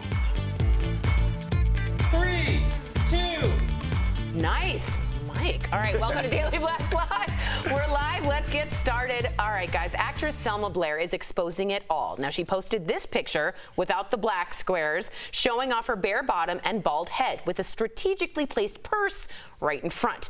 Now, she finished chemo in July for multiple sclerosis. Fans were quick to comment. One person said, quote, "I don't get it, but that's just me. It's a tough disease, but never lose your dignity, Selma. I get the shock factor, though." Another agrees, saying, "Please put some pants on. You're making it so creepy for people with MS. I understand being strong, but that's just creepy." Well, Selma responded with, "I think it's a vulnerable, humorous, odd, and interesting fashion shot. I like it." So do you think it's weird, and do you think this is strong, and do you think it's different because she has MS? I think it's interesting that even when you're fighting a debilitating disease like MS, that you still aren't going to not receive rebuke. Trolls still come for you. Right, so that tells everyone else just keep doing what you're doing. But also, I think that when you are fighting a debilitating disease, you start to not really care as much about other people's rebuke, especially it must be nice to sit and just give your opinions on people unsolicited, which is what we're doing. I was just going to say, which is what we do. But it was solicited because we get a paycheck. We get a paycheck. But no, I do think when people come for you like that, she is probably in the best position to not really care, and that's actually probably why she's doing it. Yeah, highest stakes, you don't really care. I'm glad she doesn't care, and I want to applaud this woman for her courageousness and what she's going through, because she's really brought awareness to me about MS, and I love the way that she's reclaiming her body because of the effects of MS. But I kind of see why those two negative comments are there, because of Kim Kardashian, it broke the internet, and she had the champagne bottle, she's naked. People are saying things about her. Selma Blair is still a mother. Right. Do you want your mother, do you want her buttocks out there like Here's that? What I so I kind of see why people are hating a little bit. Because it's pretty provocative, yes, right? And she knew it would be. But just knowing my mom going through diseases, you're poked and you're prodded and you're scooped through MRIs and you're gutted and you're touched everywhere, and you don't have any control of your body. And I think this might have been, I'm taking control of my body. If I want to show my butt, I'll do it with my control over my Instagram without anyone telling me a needle or a push or a rule. And I think that's pretty powerful for someone who doesn't feel autonomy over themselves But what anymore. about sexy lingerie? Why does your butt have to be out? Well, We're still talking about why are we talking about her butt? Yeah, And who cares? If you don't want your mother, she's not your mother. I understand that. Why do people feel the need to put their own values onto other Erica, people? People are uncomfortable with the naked human form because we come from a puritanical society. That's why. Americans are, there was exactly nothing sexy about that picture, and I'm not taking a shot at her. I'm saying it was more. It seemed like it was more artistic. It was kind of like a retro top. And then I read the article for once, and I know you guys are all shocked. Yes, Venmo me later. And and she had a purse that was in the shape of a crab that was in front of her private parts. And her friends made funny jokes about. I don't know which one said, "Hey, we have penicillin for that." Yeah, right. Like people kind of had fun with it. It wasn't like the Kim Kardashian shot, because I understand it's both the naked human form, but Kim Kardashian, the champagne was obviously a phallic symbol, and there were some things going on. This just seemed like kind of like you said, like just taking it back. I just want to be kind of artsy, and I want to be a girl, and I want to be. I think I like that. We changed your mind? Yeah, I mean, she's going to do whatever she wants to do regardless. That's her body. But we have duality of thought here. I can see why people will comment the way Totally they did. agreed. All and right, thank you for not checking me on the fact that I said he could see where it came from.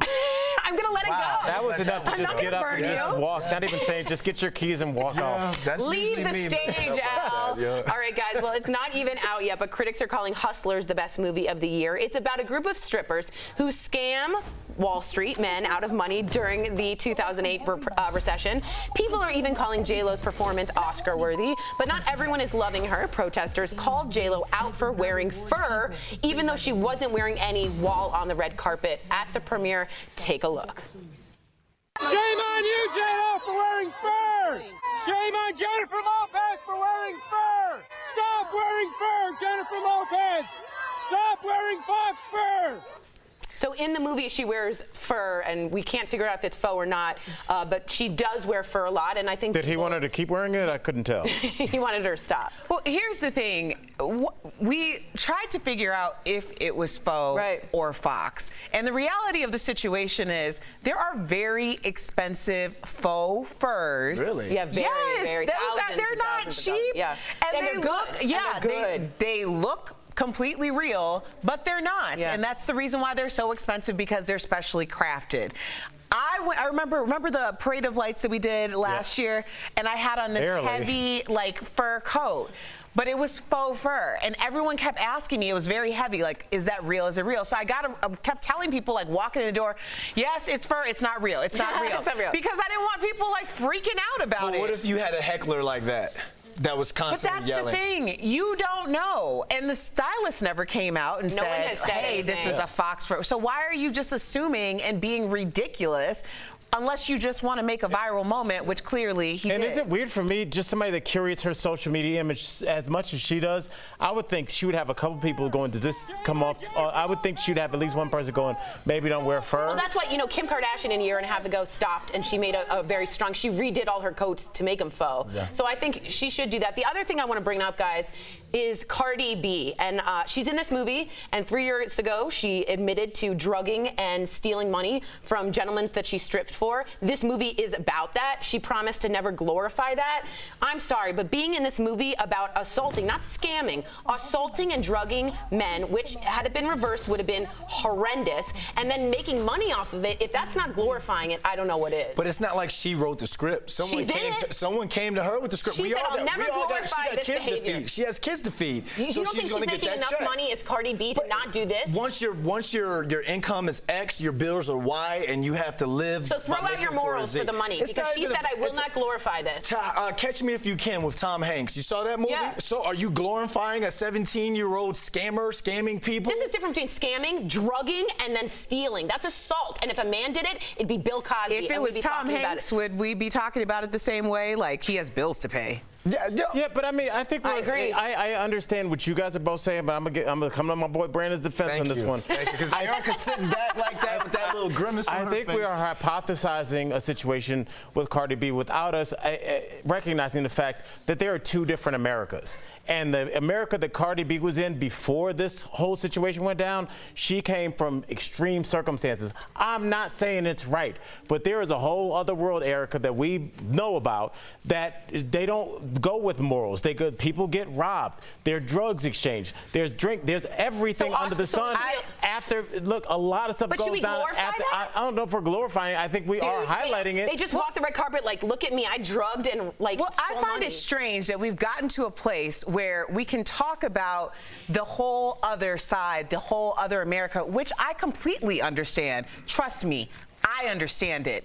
However, when you're talking about being in mainstream America and saying what's right and what's not right, and we have very blaring examples of two different Americas as we're talking about it right now, I have a problem with that. I also have a problem with people bringing stories like this to the table. This is what someone did in Dire Straits to get studio time. To get studio time. This is what someone did, and then the backlash is for someone calling out what they did. They did it. Right. I didn't do it. Right. No, I'm not saying that they deserve backlash, but we do hear rappers saying, hey, I did illegal things to get enough money to start. But in the Me Too, I agree, but in the Me Too movement, when you say I drugged someone, they passed out, and I stole money while stripping for them, if a man did that, we would be outraged. I think rappers talk about things worse than that in their albums. What she said was guys would try to bring her back to a hotel. She would say, okay, go to a different location and then drug and rob them. So there's like a lot of premeditation here. So you know what that means, Erica? That sounds like one good Hollywood script, and someone out there wrote this screenplay and was like, "Hey, Cardi B, you've been in this situation before. I think you'll be great for this role." So have Bill Cosby, Harvey Weinstein also. Yeah, Bill Cosby. You know what? That is an excellent script, Harvey. Okay, so you don't went go watch Harvey around Weinstein's and movie. molested Don't go watch women Cardi all B. over Hollywood. Some of the biggest names we know. That's gonna make a really good script, Harvey. You tell me one movie script that's out there, one of these based on the true stories, whether it's on a murderer, whether it's on a bank robber. But don't have the murderer start. How how many times has that happened where the person who's actually, even the Varsity Blues scandal didn't have the actresses who were actually a part of the whole scheme. So whether it's them or not, we're missing the point but that goes down in real life. Let's not sit here and forget that the biggest series maybe in the history of American television is about a meth dealer. Breaking Bad. But people identified with that because so many people, that's their story. Doesn't sell meth. She did this. She should own up to it, not make money from it, I think. So it's just because she's playing the role and she's not an actress. She did. So she said that she did something illegal. Now she's making money off of it. But there are people like who's Walter White, the real Walter White. He probably made money off of selling that script. Cardi B's making millions off of this. He sold that script. It's not the same in my mind. All right, well, there's a reason why you're not supposed to make money off of your crimes. There's a reason. Well, tell that to Cardi. We will. Britney Spears. Whitey Bulger. No one will let me talk. Britney Spears' doctor has died as questions about her medical care are coming to light. Real serious story here. Raquel, let us know what's going on. Well, Tori, Dr. Timothy Benson was the psychiatrist responsible for Britney Spears' care, and he died suddenly as the case of her conservatorship is coming to the forefront. TMZ reports it was an aneurysm, and in the next 2 weeks, a judge will receive a report that will determine if the medical care given to her was appropriate. Questions were raised when she entered a mental health facility. Many people, including Britney's mother, Lynn, were critical of those decisions made by her father, Jamie, who'd been in charge of her conservatorship for a very long time. He now is asked to be relieved of those duties as he's being investigated for allegedly abusing his grandson. Well, I'll just say this is getting darker and darker, and I suspect some spiraling into more and more of what's going on. This seems very dangerous to me, that the one person who could weigh in on her well-being is now dead. That's very interesting to me. And the other person in charge of her well-being is now giving up that. Right. Like, so where is this going? Yeah, we hope for the best, honestly. Well, coming up on DBL, the foods you should avoid if you want to get a good night's sleep. We've got those worst culprits, and we're showing you some of the strangest Guinness World Record holders around. Don't miss the mind-blowing records coming up next.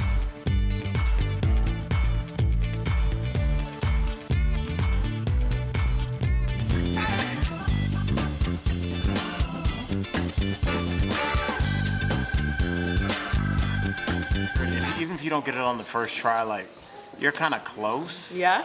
And then sometimes you'd like go to a thing and like get ready and like let's say a guy's gonna throw a football 100 yards, and his first throw when he's got all the strength and it goes 71, you're like, well, we're just out here in Tallahassee in the sun. We're waiting for you. You and the cameraman look at each other like, oh God, it's gonna be a long. You've wasted so many people's time. Yeah, people do not. People, I would say that.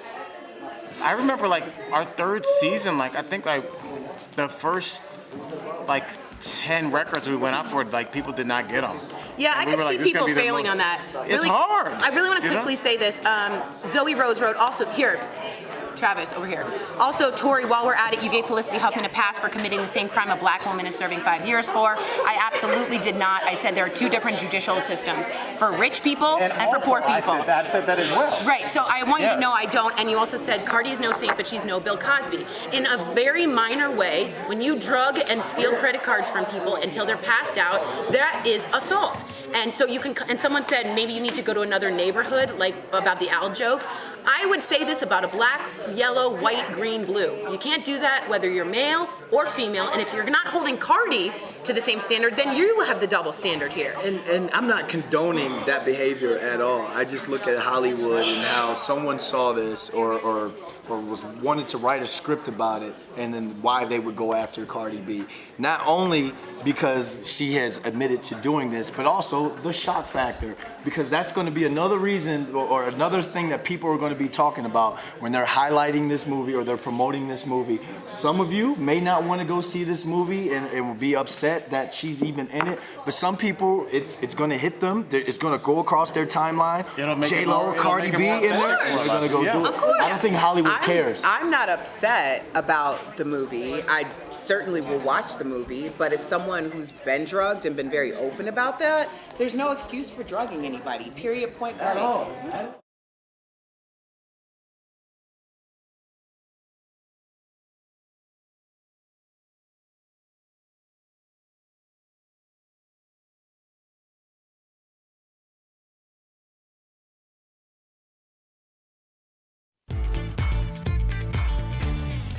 Welcome back to DBL. The unusual stars of the 2020 Guinness World Record book were just revealed. They include the longest hair on a teenager and the most mayonnaise eaten in 3 minutes. Ugh. A heads up, I just got nauseous. A heads up, these videos we're about to show you are bizarre. All right, let's start with the mayonnaise eating record. Oh my God. Shockingly, the record belongs to this 112-pound American woman. She ate 3.5 jars of mayo in 3 minutes. That's 5 pounds consumed during a typical commercial break. And just check out check out Erica. Look at the woman who's timing her. She is, you can tell, like inside, she is very gross. Honestly, that's not even as gross. Like, I used to host a show on for the Guinness Book of World Records for years, and that's like, there's a lot of food ones. Like, I ate the world's biggest pizza. Oh, God. Yeah, which ironically, they make in LA. That's me right there eating. Whoa! Yeah. Look how young I was. Look how cute. Yeah, that was pre-Invisalign. So that's the largest pizza in the world? Yeah, I think 256 slices. Did you finish it? No, we took it to a homeless shelter. Okay. But yeah, but you get a lot of weird records, and you get like there's such an interesting community of record breakers that somebody looked at that mayonnaise, and while you guys are making faces, somebody's like, I'm gonna beat that next summer. Gross. All right, let us know if that's you. And next up, the most candles extinguished by a nunchuck in 1 minute. A man from China holds this record for extinguishing 52 candles in 60 seconds. Talk about grace under fire. Well, Al, like when you interview these people, like something like this, how does that just come up in their so brain? Where they're like, you know what? I'm gonna nunchuck some candles. Well, first of all, he's probably good with nunchucks. Yeah. And he was like, he's like, what record can you break with nunchucks? That's true. And you know, that people have certain like Liam Neeson, I have a certain set of skills. Yeah. Let me see if I can break a record with these. And you know, I've seen somebody do something similar to that with the bullwhip and roses, cracking the rose in the stem and seeing how many you can get. I saw a guy throwing up apples and splitting them with a samurai sword. So there's a bunch of different weird records out there. If you're watching, maybe you should go get one. Maybe you should. Well, a 16-year-old girl from India is the world record holder for longest hair on a teen. Her hair is 5 feet 7 inches long. It's literally longer than she is. She says it takes her about an hour and a half to dry all the way through.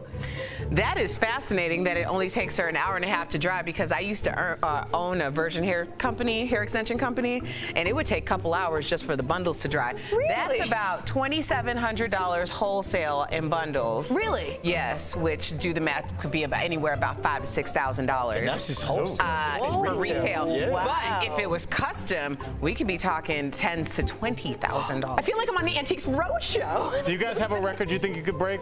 I feel like I could cross-stitch the longest. No. Oh, she could maybe. I could She's for been hours, practicing. for days, Really? for hours. What about you? That's probably a record too. I mean, I bet I could do it.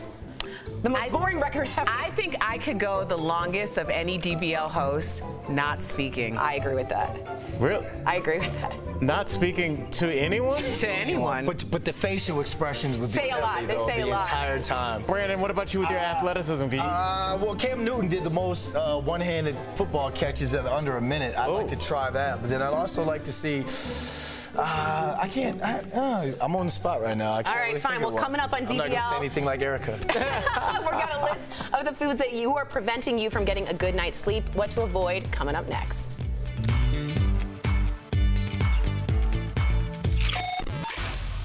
Hey DBL Nation, welcome back to Beauty Blast. I'm DeRay for the Slay, and while we're here, go ahead and pull up those search bars, JARAY for the Slay, okay? Let's be friends and let's talk more about what your beauty needs are. Now for today, we're talking about skin that slays. And in today's Skin That Slays episode, I wanna talk about the nitty-gritty, guys. The good stuff that really makes your skin get going. I'm talking about serums. Yes, I said skin serum, okay? Not scarum, serums, all right? Now, a serum is going to be more of a concentrated value of ingredients that are helping to change and make sure that your skin looks its absolute best. Now, with skin serums, you don't wanna actually be overdoing it at the same time and lapping on serum plus oil plus all this extra stuff. So you kind of actually want a basic routine when you're using a serum. But let's go back to what a serum is. Serums are going to be a highly concentrated value of vitamins that are going to be able to be a much smaller molecule so that they're able to get into your skin. Now, when you're using a serum, these are typically helping with affecting change in the skin, such as dryness, radiance in the skin, or maybe even for more acne-prone skin too. A couple of of different serums that you can get would be like a hyaluronic-based serum for more hydrating skin. A antioxidant-based serum would be something with retinol. This guy's gonna be for more brightening into the skin.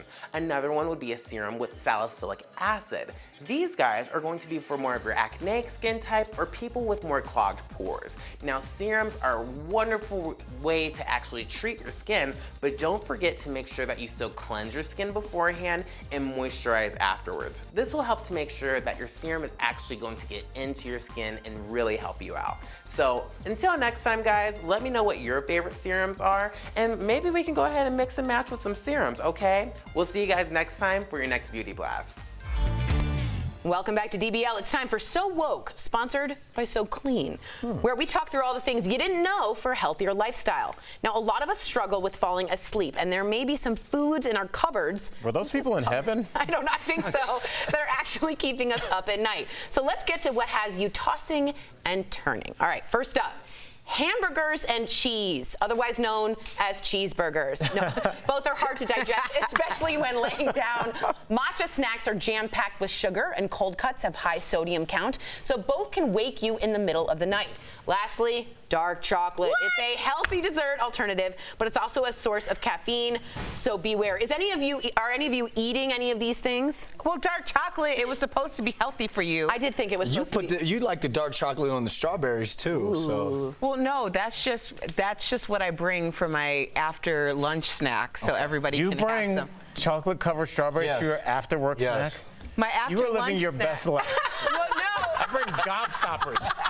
You're talking.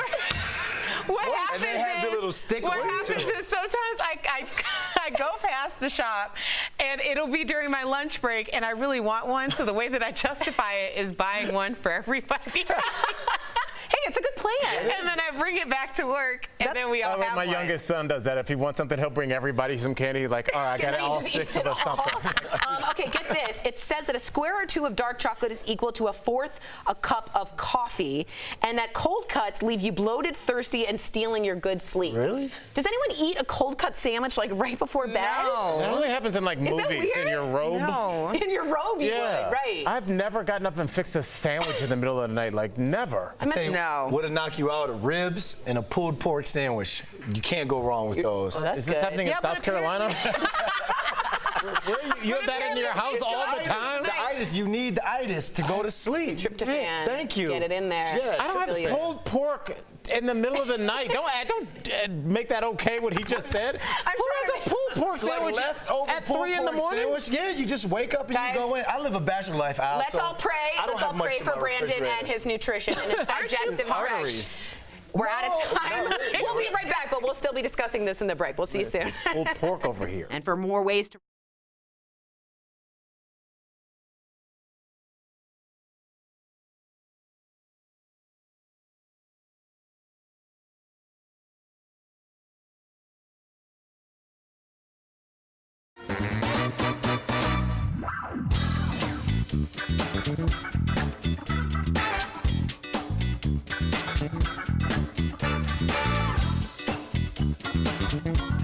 I feel you.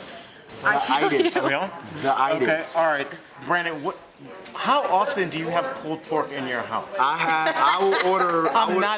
He sounds like a lot. I will order a pulled pork sandwich from Brothers Barbecue here in Denver at least once or twice. Be honest. Be super honest. Maybe once a week, once every 2 weeks. Because they have really But do you good eat it pulled pork late at sandwich. night? Or Yeah, because I order the ribs as well, and then sometimes I don't like to eat it all in one sitting. I see, you spread it out. So I'll wait for a little bit, and there's sometimes I wake up at like 3 o'clock in the morning for no reason. I just walk over to the refrigerator. Oh look, heat it up, eat it. Glass of water. 3 in the morning. Oh, dude. Stomach would not be okay. Waking up, he's just getting home. And he just wakes up. Brandon's rolling in at 2:53 like, I am hungry. Wonder why. That's true. That's true. That's the old me. That was the old me until I had a nice talk with the producers. But no, you need something heavy. Yeah. I need something heavy that's gonna put me right back to sleep, so I don't wake. I wake up hungry a lot. I'm a bowl of cereal chick. Really? That's what you go for. With the sugar. Like you keep milk and cereal in your home. Yeah, like I'm a child. Like I'm Sarah Jerry Seinfeld. Like healthy kashi, but like coconut vanilla milk. Because it reminds me of, and when I scooped ice cream at Salt and Straw right before this, we had a flavor called Pots of Gold, and it was the rainbow milk from Lucky Charms leftover cereal milk as the flavor. And it reminds you of Saturday mornings, and I just love that. Yeah, I'm lactose intolerant, so I started getting stomach aches from having cereal. Me too. So I think I have Coconut a milk negative connotation of a bowl of cereal because I was eating it and getting these crazy stomach aches at school and not knowing why I felt terrible.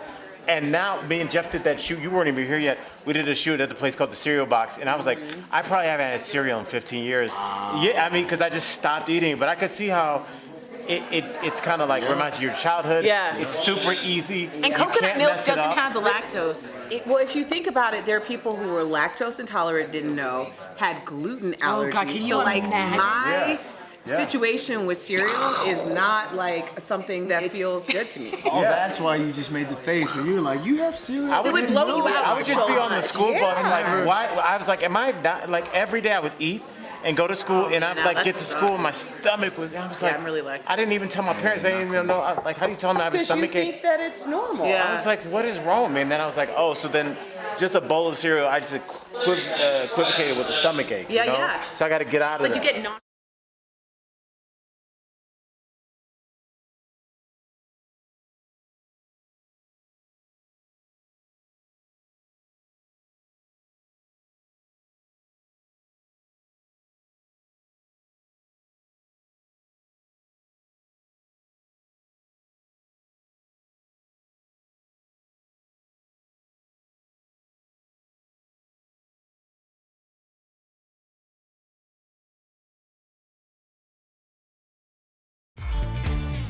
Welcome back to DBL. This is such a good story. A University of Tennessee superfan was bullied at his school. He wore this t-shirt he made himself to his elementary school's College Colors Day. But his excitement turned to despair when other kids started making fun of him. Well, his teacher shared his story. It went viral. The university responded by sending him a ton of free UT swag. Then the university took it up a notch by making his UT design into an official t-shirt. And get this, demand for the shirt was so high, it crashed the university's online shop. Now, some of these proceeds are also going to anti-bullying campaigns. I think this is such a win for the university and for this kid. Well, and it also, you have to remember, when schools have these things, no one accounts for the idea that not everyone's going to be able to afford it. Yeah. Some of us are going to go home and our parents are going to be like, what do you mean you need a UT t-shirt? I can make you a UT t-shirt.